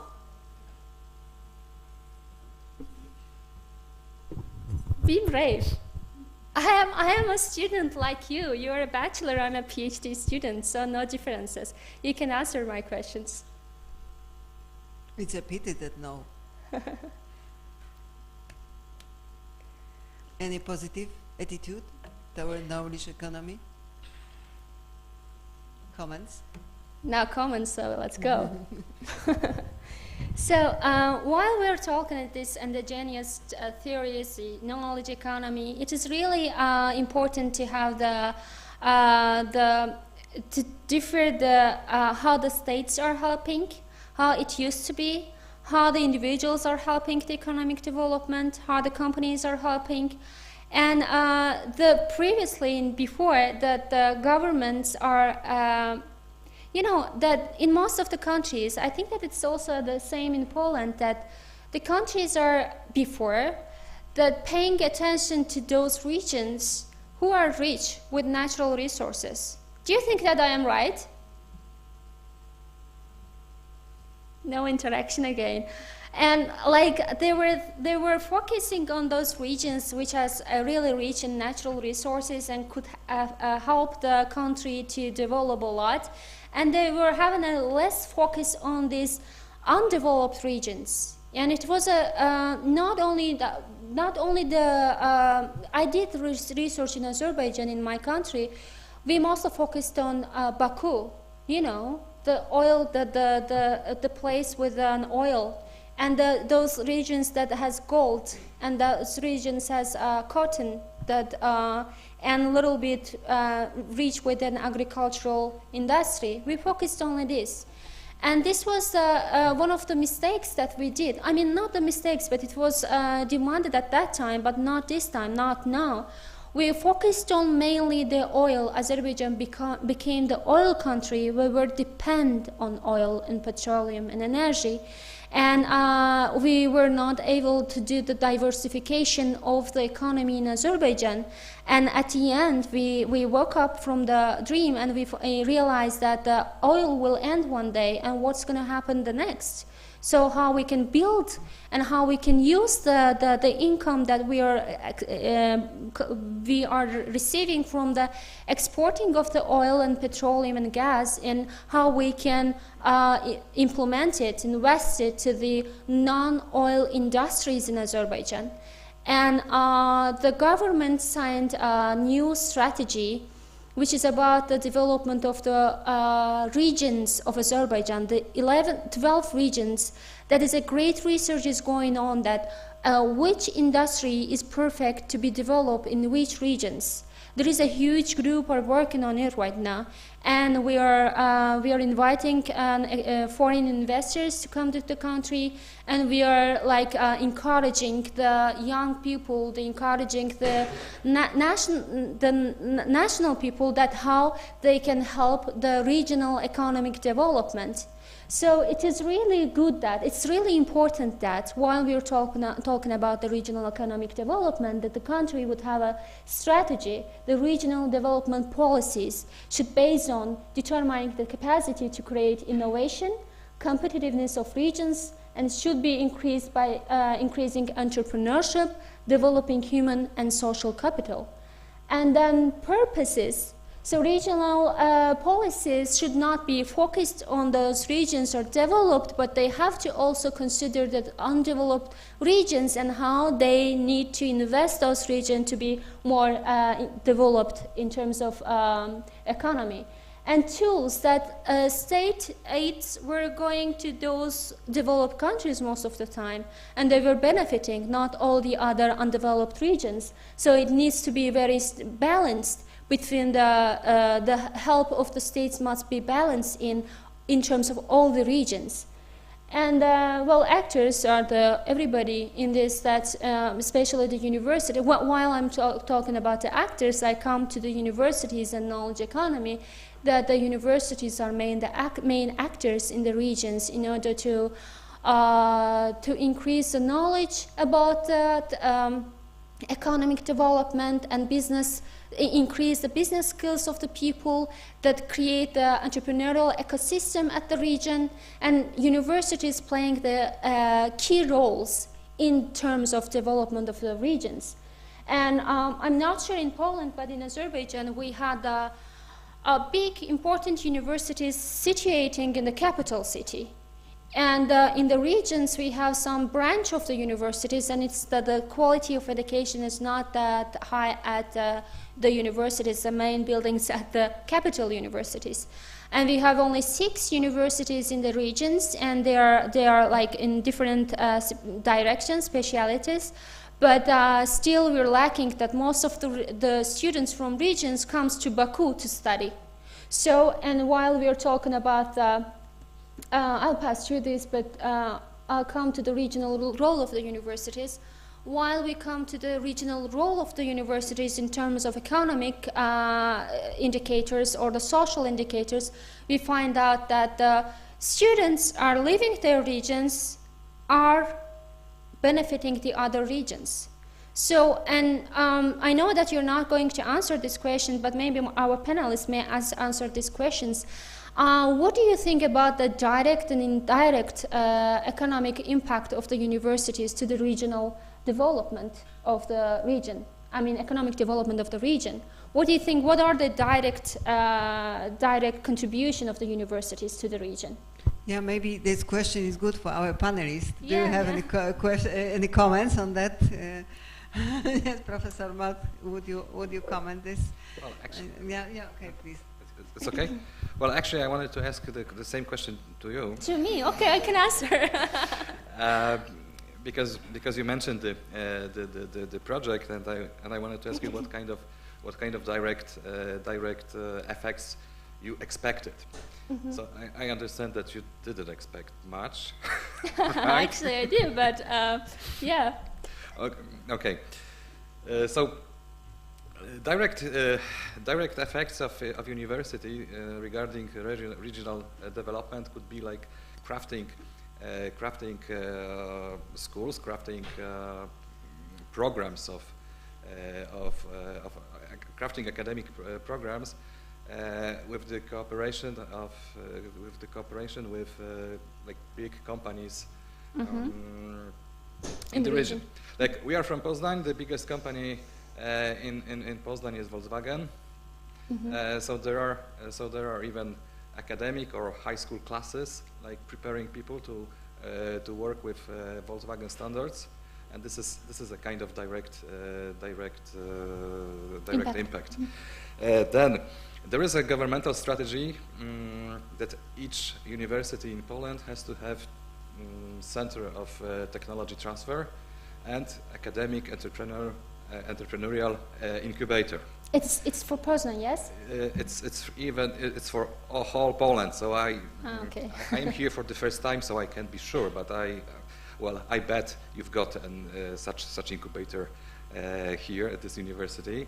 To be honest, when I tell my students that we do have academic incubator, they are quite shocked and say, "Well, where it is? We don't know about it. What's that?" Yeah.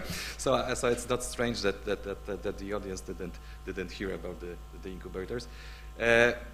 So, no, in theory, such incubator can in fact give something like direct impact. The center of technology transfer is a place, is a platform of joining scientists from different universities and companies. So in fact, we did some consultancy work for regional companies. But to be honest, this cooperation with economic universities is often driven by governmental governmental pressure governmental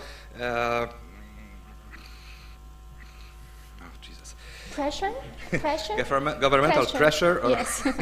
Yes, that to get some kind of subsidy to develop a company. This company must have consultancy work from the university.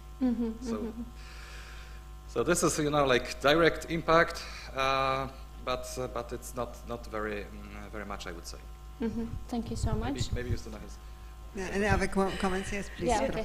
I suppose that this the other side, so the indirect effects are even more important, but not so visible. So when we are just observing the way of thinking of the society, which is for sure living in the knowledge-based economy, it is connected with the way of behavior of people who are more educated, let's say. It is also connected with these pro-environmental friendly behaviors. It is said that if we are more educated, we are more aware of some aspects of this problem. So maybe it's the measuring thing, Yes, yes. how to find out the way of measure the effects which are indirect, but it seems that it is quite big effects. Yeah. Thank you so much. So, yeah, they're right. And actually, when we are talking about the direct impact, I would like to add some more things. That when we're talking about the direct impact to the economy, the universities, to the economy of the regions, that we can say that expenditures of the university, that their goals, they're mainly buying things from the regional companies that in which region they are. The rents of the buildings, that students are coming to this region and renting the buildings, and this is the direct impact and tangible impact. And those that their spendings on conferences and many other things are the direct impact. But the patents that they're receiving, the trainings that they're giving to the companies, that lots of things can be the direct impact of the universities in the region. But this is very important, that while we are talking the indirect impact of the universities to the regions, which is not tangible but intangible, in terms of like just to think that the well-educated mother will raise our well-educated kids, and it will be contributed to the wide range of the community. And those that are graduating from the universities in your regions, and they can stay in your region, and it is the increased number of the jobs, firms, they can create the firms in your regions. Very wide range of indirect impact of the universities in the regions. And actually the researchers are having the contradictions that what is direct, indirect, how to measure that. Direct impacts can be measured, but indirect is like very difficult to measure it, to find out the certain indicators. And now, honestly, I'm on this and looking for many articles, many researchers, and still on the way that if I am satisfied with the research that I have now, not. And I feel that it's not completed. I'm still looking for this, that what are the exact indirect impact of the universities to the region. This is a great question for myself as well. And then, we at least we understand that the universities had a great impact, and a direct and indirect impact on the regions. And how the government is interested, why the government is interested in developing the universities, to investing on universities, to supporting the universities to become more qualified, to become more competitive in the economy, and how to create the competition among the institutions, and mainly how to support the universities. And this is a triple helix model that we use, which is created by Henry Katowice, and it is like now it is a quadruple helix, or the Queen School helix that they have, but the main is that for the entrepreneurial university is the triple helix model. It is a relation between the universities, and university is playing a role, the bridge between the government and the labor market, the industry. So, and it is a strategy, the policy set by the government. Universities are there playing the role to build their programs, their activities based on the strategy and the policy that is made by the government in terms of the economic development of the country. And they're delivering this program, by these programs, by these activities, they're shifting it to the industry, or they're working with the industry to develop something, to train them, to give them the findings from their theoretical research or the practical research. So I was always wondering that it was the thing that I said at the beginning of my speech, and still I'm telling this. I had some numbers I'm going to show you, and I conducted the research in Azerbaijan, that how many research that they're conducting year-based depends on the number of the size of the universities. And I find out that the one university, example, is just those university have like, let's say, 3,000 students. It's just a small university, but they are producing 2,000 articles a year. Yeah, I mean, one person can write one article in 1 month. So I'm not talking about the quality of the research that they're preparing, but it's, at least there is a number of the articles. And so what the other people are doing with this article? I mean, they're not in the internet, and they're writing the papers. They're not on the internet, not reachable, not publicized. I mean, they can represent it in the conferences, but it's in the boards, I mean, in the shelves, and nobody goes and does anything with this research. Do we need it? Do the industry needs it? Do anybody needs it? Not really. I don't need it as a PhD student, and just copy-pasting of each other or telling that X said that, Y said that, and Z said that. It's not really interesting for me. What is interesting for me is that how it has been that the theory moved to the industry and it's used in the industry, and how practical was it, and how your theory helped the industry to develop, and how you affected the society. I mean, writing the articles doesn't make you a great researcher, to my point of view, I mean, but the impact that you're having on the society at the national or international level is more important. Maybe one article that you're preparing about the self-motivation can increase the motivation level of one individual. It is still an impact, but if that individuals will not have any clue about your research, if it is just a copy-pasting or something, that's, there is no reason to write any paper. So the number of, when we are doing the quantitative the analysis based on the quantitative indicators, that we have a lot of research papers. And maybe the volume of the papers are great, that it can be like 20 pages, 30 pages, depends on how free the researcher was to write these articles. And then, but when you come the practical importance of these articles, I think that we're failing. And I'm not telling this for all of the universities in Azerbaijan, but there are certain part of the universities, the research at that level. And we had a great reform in Azerbaijan recently. The scientific board of the country was different, and the Ministry of Education was different. And I was talking with Professor Mike yesterday that the defense was done by the attestation committee, and universities are not allowed to give the PhD diploma to the student, but the attestation committee are giving the diploma to the student. You have to go to the board of the attestation committee, and you have to defend your PhD there, and not at your university, where you are the student, the PhD student. So it is very complicated, but it is a very primary level. The research, the scientific field is a very primary level in my country, but there are certain universities that are really leading this field, that they become more research-based universities. But still I conducted, if Azerbaijan fits the triple helix model, which universities can become the entrepreneurial universities, or they're willing to apply the entrepreneurial activities at the universities, I found out, well, really interesting findings. I have a great findings that I'll skip this, but I'll come to here, that I conducted research in 6 regional universities in Azerbaijan. And I mean, no, sorry, this is the research that we have done within the Rectis conference, that understanding the cooperation and communication between the universities and government.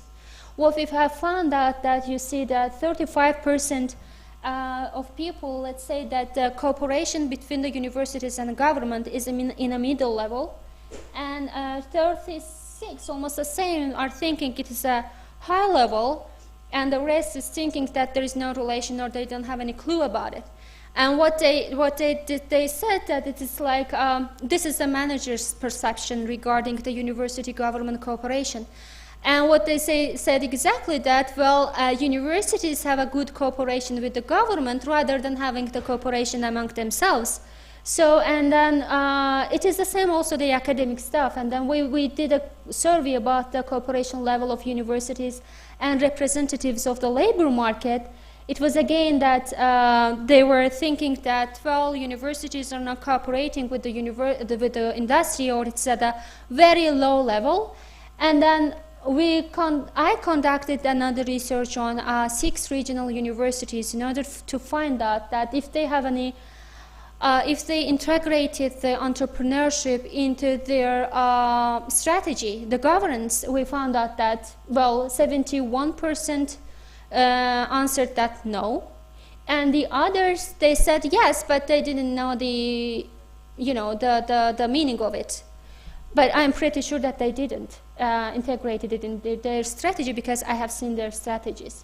So the integration of entrepreneurship in institutional strategy was low.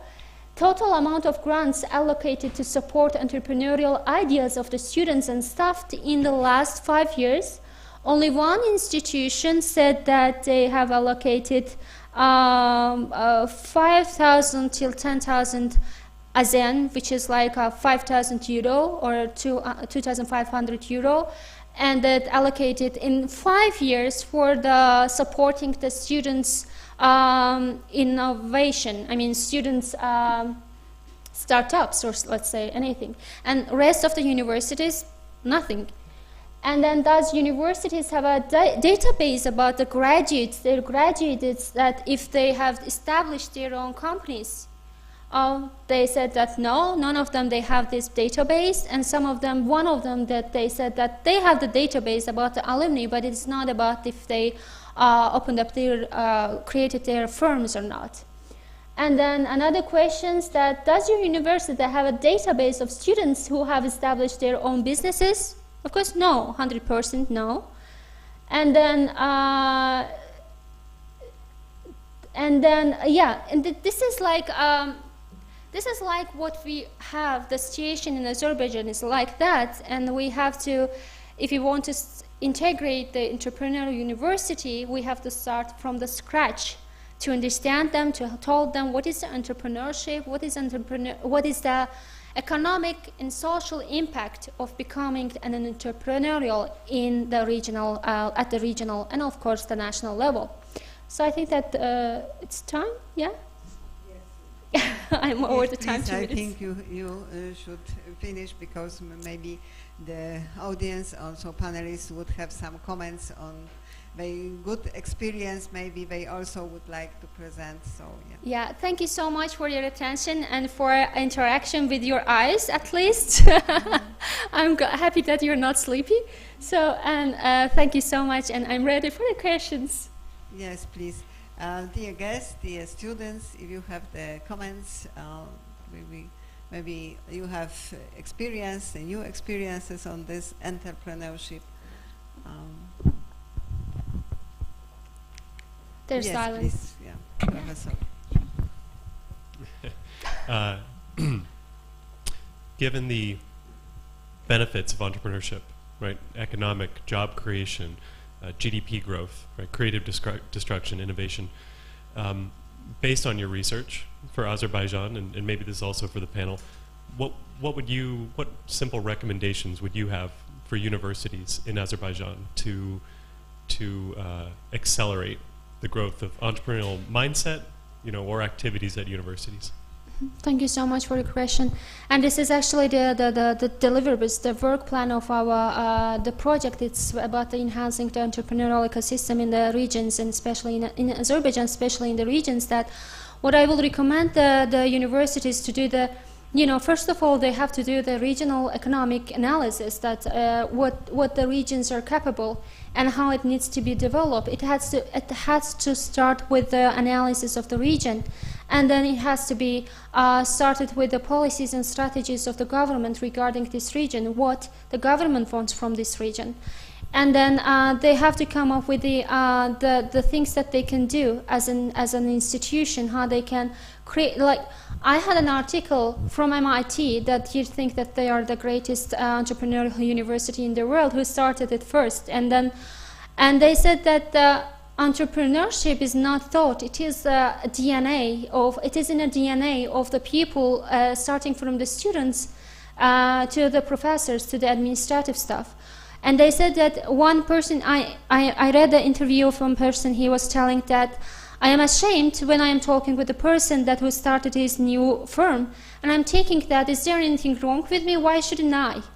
And this is, this is a culture, entrepreneurial culture at the university, so we have to create this culture at the universities, but it takes time. It is not an activity of one, even though you're giving a bunch of trainings every day, it doesn't going to be that effective, but you have to create a culture, and it takes like a long time, more than 5 years, let's say. Yes, please. Do you have a mic? Professor. Yes, please, Professor. Working. Just for discussion purposes, I find your presentation very fascinating, but I have the benefit that we started the discussion yesterday, right? So entrepreneurial university, it's the first time I heard about that term, right? And I think the answer is, like you are asking, is the University of Economics in Katowice an entrepreneurial university? The answer is no response, or no. What was the answer? And then you no, I think no. I think they don't know. Well, you gave the answer that you need to have an incubator at the university. If we don't have an incubator, then we are not an entrepreneurial university. And then you said we must have an incubator. So you may all not the be aware of the existence, right? Yeah. But I beg to differ from these different definitions. I think the very fact that we are having the festivities called Economics Without Borders is one piece of evidence. This is an entrepreneurial university. This is an entrepreneurial activity. This is something I have never seen, and I think most of our colleagues have never seen. But I like one point you're making, that entrepreneurial is part of the DNA. Okay, so it has nothing to do with incubators versus non-incubators. When you write a paper, you are an academic entrepreneur. You have to present something new, right? Every entrepreneur, because I think we tend to talk about business or commercial entrepreneurs, right?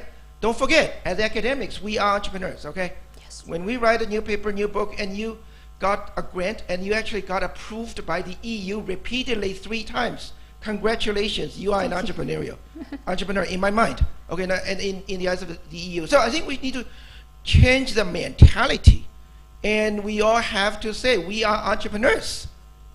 Okay, I am an entrepreneur. In fact, between my wife and I, we have several companies. Okay, so for sure, we are entrepreneurs. But beyond that, even if you don't have a company, a startup, another measure of innovation is, do you have a patent? Well, I tell you what, Steve Jobs never had a patent. Yeah. Okay, but is he an entrepreneur? He certainly is an entrepreneur. So the point is, there are many dimensions of, there are many measures of entrepreneurship, and there are many measures of whether a university is an entrepreneurial university. And holding the university up to examine, does it have an incubator? Then perhaps a lot of universities worldwide will say they are not entrepreneurial university. But my suggestion is every university can claim to be, can try to be, can become entrepreneurial university. I really like the term. I never used the term before, but I wrote actually one paper using a different aspect. It's called the dynamic capabilities of universities. The general theme is basically, I think universities worldwide are under pressure to perform, to prove, to show, to demonstrate that they are socially and economically relevant to the very stakeholders that they try to serve and reach, ranging from the governments all the way down to not only students, but also, other stakeholders in society. So I do think the strategic management research of dynamic capabilities can be borrowed. So I guess I'm making a lot of comments, but in summary, my general comments is we should broaden our conceptualization of what is an entrepreneurial university. And entrepreneurship starts with you and starts with me. It starts with everybody here. So I hope every student here can realize, should be very proud of the very fact that our University of Economics in Katowice is running this set of entrepreneurial festivities. We could do more. Can we do more? Of course we can do more. But that's a useful start. So the answer next time should be yes, we are. Yeah. Okay. We are very conscious about that, but we are. I'm sorry, let me more precise about the term of entrepreneurial university just for 2 minutes. And entrepreneurial universities doesn't mean that it only has the incubator centers or technoparks, or that has great startups, or this is not ended with that, or a patents. While you're saying that the entrepreneurial university, it is the integration of the entrepreneurship into the governance, management, and the programs of the institutions, regardless their specialization. So entrepreneurship as a subject needs to be taught at the university, or it doesn't depend on third level of the students, fourth level of the students, but it needs to be taught to the students in order to increase their abilities and skills in terms of entrepreneurship, and it creates the entrepreneurial mindset at the institutions. Also, they have to support the entrepreneurial activities by organizing different kind of festivals, conferences, trainings, startup activities, competitions, lots of things that will create the motivation of the students of the academic and administrative staff, that they will willing to create their firms. And that this is not, well, telling the entrepreneurs, it is not only the people are creating their own firms, but it's the people who are doing the analysis and find out that competitive advantage and building an innovation inside the institution based on this innovation. You can be an entrepreneur with somebody else's company as well. I mean, you have to integrate the entrepreneurial mindset to all the phases, the levels of the university. And then you become the entrepreneur, you have the entrepreneurial activities, but not if all the universities are integrating this entrepreneurship mindset and entrepreneurial activities are the entrepreneurial universities. It's another question. No, if you want to become an entrepreneurial universities, you become the entrepreneurial university. You become that commercialization. Your main target area is the commercialization of knowledge, or this popularization of the new firms and new jobs and etc. But there is one case in UK that I'm doing the research in UK. There is a national center for the entrepreneurship in education, that they are giving awards to the universities yearly, that which university is more entrepreneurial and or not. So this is something that could be at the government level. We are bringing this award to Azerbaijan with this project, that the Confederation of the Entrepreneurs in Azerbaijan, entrepreneurs and employers of Azerbaijan, they will be giving this award to the universities. It's not because it is not just only that universities will get the award, but the universities will do the self-evaluation of their entrepreneurial skills, and they will identify that they don't do anything actually. So that's the little bit information about what is the entrepreneurial university, so you can think about the answer if you are or not. Yes, Professor. I will have just a quick question. First, I can't agree more with what you say. What matters is to instill some sort of entrepreneurship mindset into the student. But we could have a very long debate about it, because not everybody wants to be an entrepreneur. So, I mean, we could have a very, very long debate. My question is basically, you have looked at the situation of Azerbaijan, which is very particular, and you are looking at what's being done elsewhere. But sometimes the benchmark countries are countries which have a higher level of development or a higher level of income. What is happening in countries that you would consider similar in terms of situation as those of Azerbaijan? Yeah, thank you so much. And you know, I did a research in Sweden, in Germany, in UK, US of course, and in Estonia, and in Turkey. And in Estonia, the universities are becoming more like a technological and innovation-oriented recently. I have heard a saying that they become the new Silicon Valley in Europe.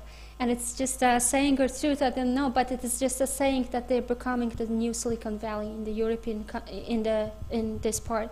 But I found out that they started really fundamental activities to build up the entrepreneurial to entrepreneurship to become the essence of the universities. And also, well, Turkey is very close to us, and we have a kind of similar cultures and similar starting. And I think that we are taking also Polish universities' experiences. That is, we have a great cooperation with this WSG University from Bydgoszcz. And they built in business, and we are a business university. Let's say in case of my own university, we are a business university, but imagine we're not delivering a business trainings to the industry. Can you imagine that? We are a business university, but we are not delivering any training or any services to the industry. This is a lacking part.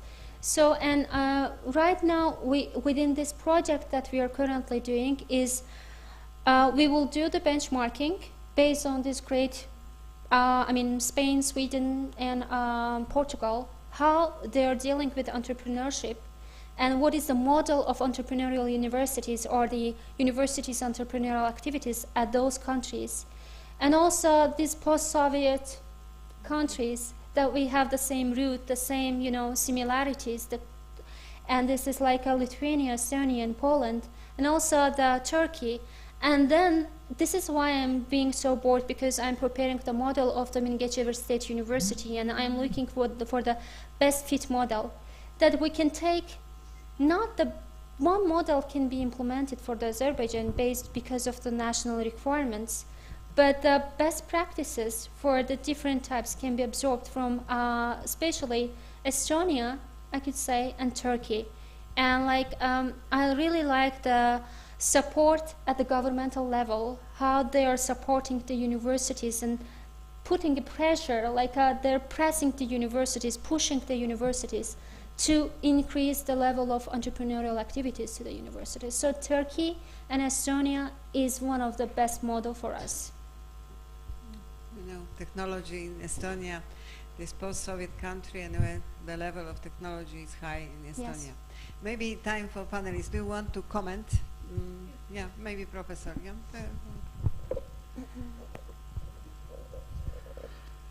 This is a very interesting discussion. Before I comment, I just want to ask two questions to students sitting here. One is, how many of you are looking for a job once you complete your degree? Please raise your hand. Once you complete your degree, how many of you are looking for a job? Only few. Please raise your hand. Are you going to be unemployed? Raise so that we can see. All has to raise your hand. Yeah. Okay. So this is one question. So I can see around 90%. And how many of you are looking to have your own business after you complete your degree? 1, 2, 3, 4, 5, 6, 7, 8. So this is an entrepreneurial university. Yes. Definitely. Yeah. Yeah, you can clap for yourself because you know why? Yes, empirical evidence. Yes. So whether you have an incubator or not, but if you can create this mindset that after you are passing out, whether you are going to be a job seeker or a job giver. Now, for this to happen, you don't have to wait till you complete your degree. The education policy of the government has to be such that suppose one of you has a very good business idea by the time you are completing your first year of education. So there should be a government policy that you get out of the education system after completing your first year. You should be able to get proper funding. The university or venture capitalist should be able to support you, You work for that 1 year, 2 year, 3 year. Maybe you succeed, maybe you don't succeed. But you come back. Suppose you don't, if you succeed, you won't come back. But if you don't succeed, the policy should be such that you come back either to this place or any other university in Poland, and you start your education from second year if you left there. Until unless the government designs education policy in such a way, because the entrepreneurship idea, a business idea, does not wait for you to complete the degree. By the time the business opportunity is gone, by the time the requirement of that particular product is gone. Why I am saying this is that in India, there has been a debate like what she is doing in Azerbaijan. There has been a big debate in the education system, and after 6 to 7 years of very extensive survey throughout the university system, throughout the education system, and from corporates and government agencies who are involved in education, the government came out with an education policy in 2020. It is called National Education Policy. And some of the things which I am talking to you has become part of the National Education Policy. So the government has set up an academic bank of credit, that if you pass your first year examination, you can deposit your credit in that academic bank, and if you want to get out of the system and work somewhere to gain experience or gain skills, and you want to come back after 1 year or 2 year or 3 year, you can come back. So the policy is designed in such a way. Similarly, there is an Atal Incubation Center scheme by the government of India, where every education institution is funded by the central government. Suppose you have a 10,000 square feet plan for your university to set up Atal Incubation Center, the government will fund 100% to set up an incubation center, so that when the students are aware of that the institute has an incubation center, those who want to set up a company, they know that they are going to get all the support in the institution itself, how to set up a company, because they are not aware of how to set up a company and how to start a business and the marketing support and digital marketing, all those things. So this is a very, very interesting presentation in my view.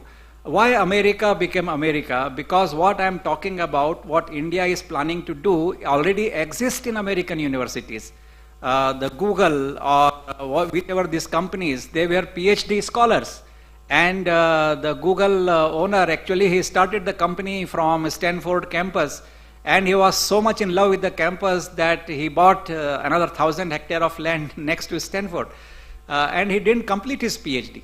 So if that environment exists, then the economy prospers. So I congratulate you for bringing out this point in this academic conference, that not everyone will be a job giver, but those who have the idea, the country, if they have the policies and the academic system, then the country can progress economically, and this will help the humanity itself. So this is definitely things we go with economy without borders. Thank you for this presentation, very good. In fact, I am here to ask you a question, but I am congratulating you for this excellent presentation. Thank you so much, thank you. Thank you. Not that we No, will it's not not the finish. end. Still questions. Yeah, the other panelists, maybe you have comments. Yes, Professor. Yes, maybe some remarks about the Polish situation, because there is a starting point, to think in a different way, or just to be more aware about these entrepreneurial universities. Because when we, also this university and the University of Poznań, we started to follow the rules of external accreditation. So this is like, for example, AACSB, when we need to show what is our impact, in fact, the impact for the society, how we are in this entrepreneurial way. So it's a question of the changing the culture, as you said, but also the way of thinking, how to follow the rules and how to also show the impact. So we are in the process of big changes, and I suppose that the students of this university will feel in a moment this changing of the way of thinking and building the programs based on the competencies of the future. So this is also the third way of this entrepreneurial way of dealing of our students, not only giving the places of work, it is also connected possibly with supporting the foundations or the third sector organizations, in fact, because when we wanted to show the broader effect what we have on the society, that could be also some called leaders of the futures, which can mean that they are not entrepreneurs in the real way, but they support the society in a different way of doing that.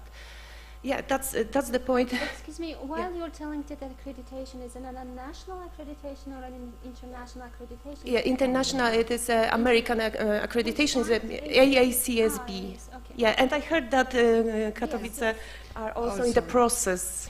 So, yeah, that's the starting point of changing of thinking for all the participants of the university, for the lecturers, for the students, for the I'm sorry, I have another following questions. Is it also integrated to your own the national accreditation as well? Yeah, we need to show that we are, combining the effects, because we present that in a different way, these competencies, and we measure that in a different way when we are following the Polish rules accreditation and when we are thinking in the way of American business school wants to see. It's a quite different way of thinking about changes necessary to introduce to the programs. So this is from the bottom up, from the measuring the level and the level of the competencies, which are directly driven from the mission of the university and the main goals that we have. So that's the difference. I will add to that. This second question was very interesting, whether the accreditation by the national institutions has this entrepreneurship. I am a member of National Board of Accreditation. I am an expert, and every year I go to 6 to 7 management institutions for 3 days visit for giving them accreditation. So, say in India, this NBA for professional institutions like pharmacy colleges or management or technology institutions, I go for visiting them. Out of 1,000 marks, out of which the accreditation process begins, nearly 200 marks are there about entrepreneurship in 2 ways. One is we look at the data that how many of the students who passed out from the institution are working in a company and how many of them have their own business. This is one data. Then from the faculty point of view, we look at 2 types of data. One is funded research. How many faculties are actually taking funding from corporates or government by presenting project reports to fund research, and while doing that funded research, do they involve students in those funded research? Because you pay students. In US this exists very often in most of the universities, but in India this culture is now spreading. And the second is consultancy by the faculties. How many faculties, and we have set a revenue target that over a period of 3 years, 250,000 per faculty should be the revenue target for having consultancy. So when I go as NBA accreditor, as an expert, we look at this data, and so this is integrated into the accreditation process for professional universities in India. And I am sure all developing countries, developed countries will have this kind of parameters in their accreditation process. Any comments from the audience on that issue? Yes, but you see in Poland, I'm not sure if it is working. Yeah, you can use this. Okay, yeah. In Poland just now there is a strange situation because there is a strong pressure from the companies. They need students for work. So there is a situation that the student is not job seeker, but he is just, easy employed by the companies. They very frequently coming to universities and asking for students for the job. And sometimes they say that the students are overeducated. So it's, the situation is very strange, yeah. So in Azerbaijan, what we do, especially in my university, what we do, like, we are cooperating with the industry, the companies, and we are involving them to the program design recently, actually. And well, we conducted the research in the industry that if our students are capable enough to work in those companies that are the main companies that are receiving our students. And those companies say that they need retraining when they start their job. And this retraining is not just this organizational behaviors, based on this organizational behaviors, they have to behave at the institution and what is this organizational culture, but rather than giving them the competences like soft skills and working with the computers and lots of things. And we find out the gaps in these programs, that how we can fix it with the certification or involving this ACCAs that for the accounting certification to integrate the syllabus to the programs. We are teaching accountant, and then student cannot work as an accountant. At least he has the international certificate, you know. So it is the case in Azerbaijan in most of the banks, let's say. So we are trying to integrate these programs that based on this international certification. For example, PMI, that we are integrating their syllabi to the program of the institution in order to make the students more capable and skills that is required by the companies. And we prepared some forms that we are sending to the companies. They fill the forms. What are the basic requirements for certain type of jobs? What are the basic competences that you require, the soft skills and hard skills that you require from the students, that graduates that we are sending? It helped us a lot, and it helps us like to innovate that, to revise like 70% of the programs of the university, and we see the results, you know. So this is kind of another way of the entrepreneurship, that you're cooperating with the industry, because you're preparing the clients for them, that the employers for them. I'm not sure if you do the same type of things, but it's really effective, that you can try. Any comments? No. Okay, because the time is over, so I would like to thank all of you for participation in this session. So thank you very much. If you would like to talk with our panelists, please be at the welcome point at 3:00 p.m. Thank you. Bye.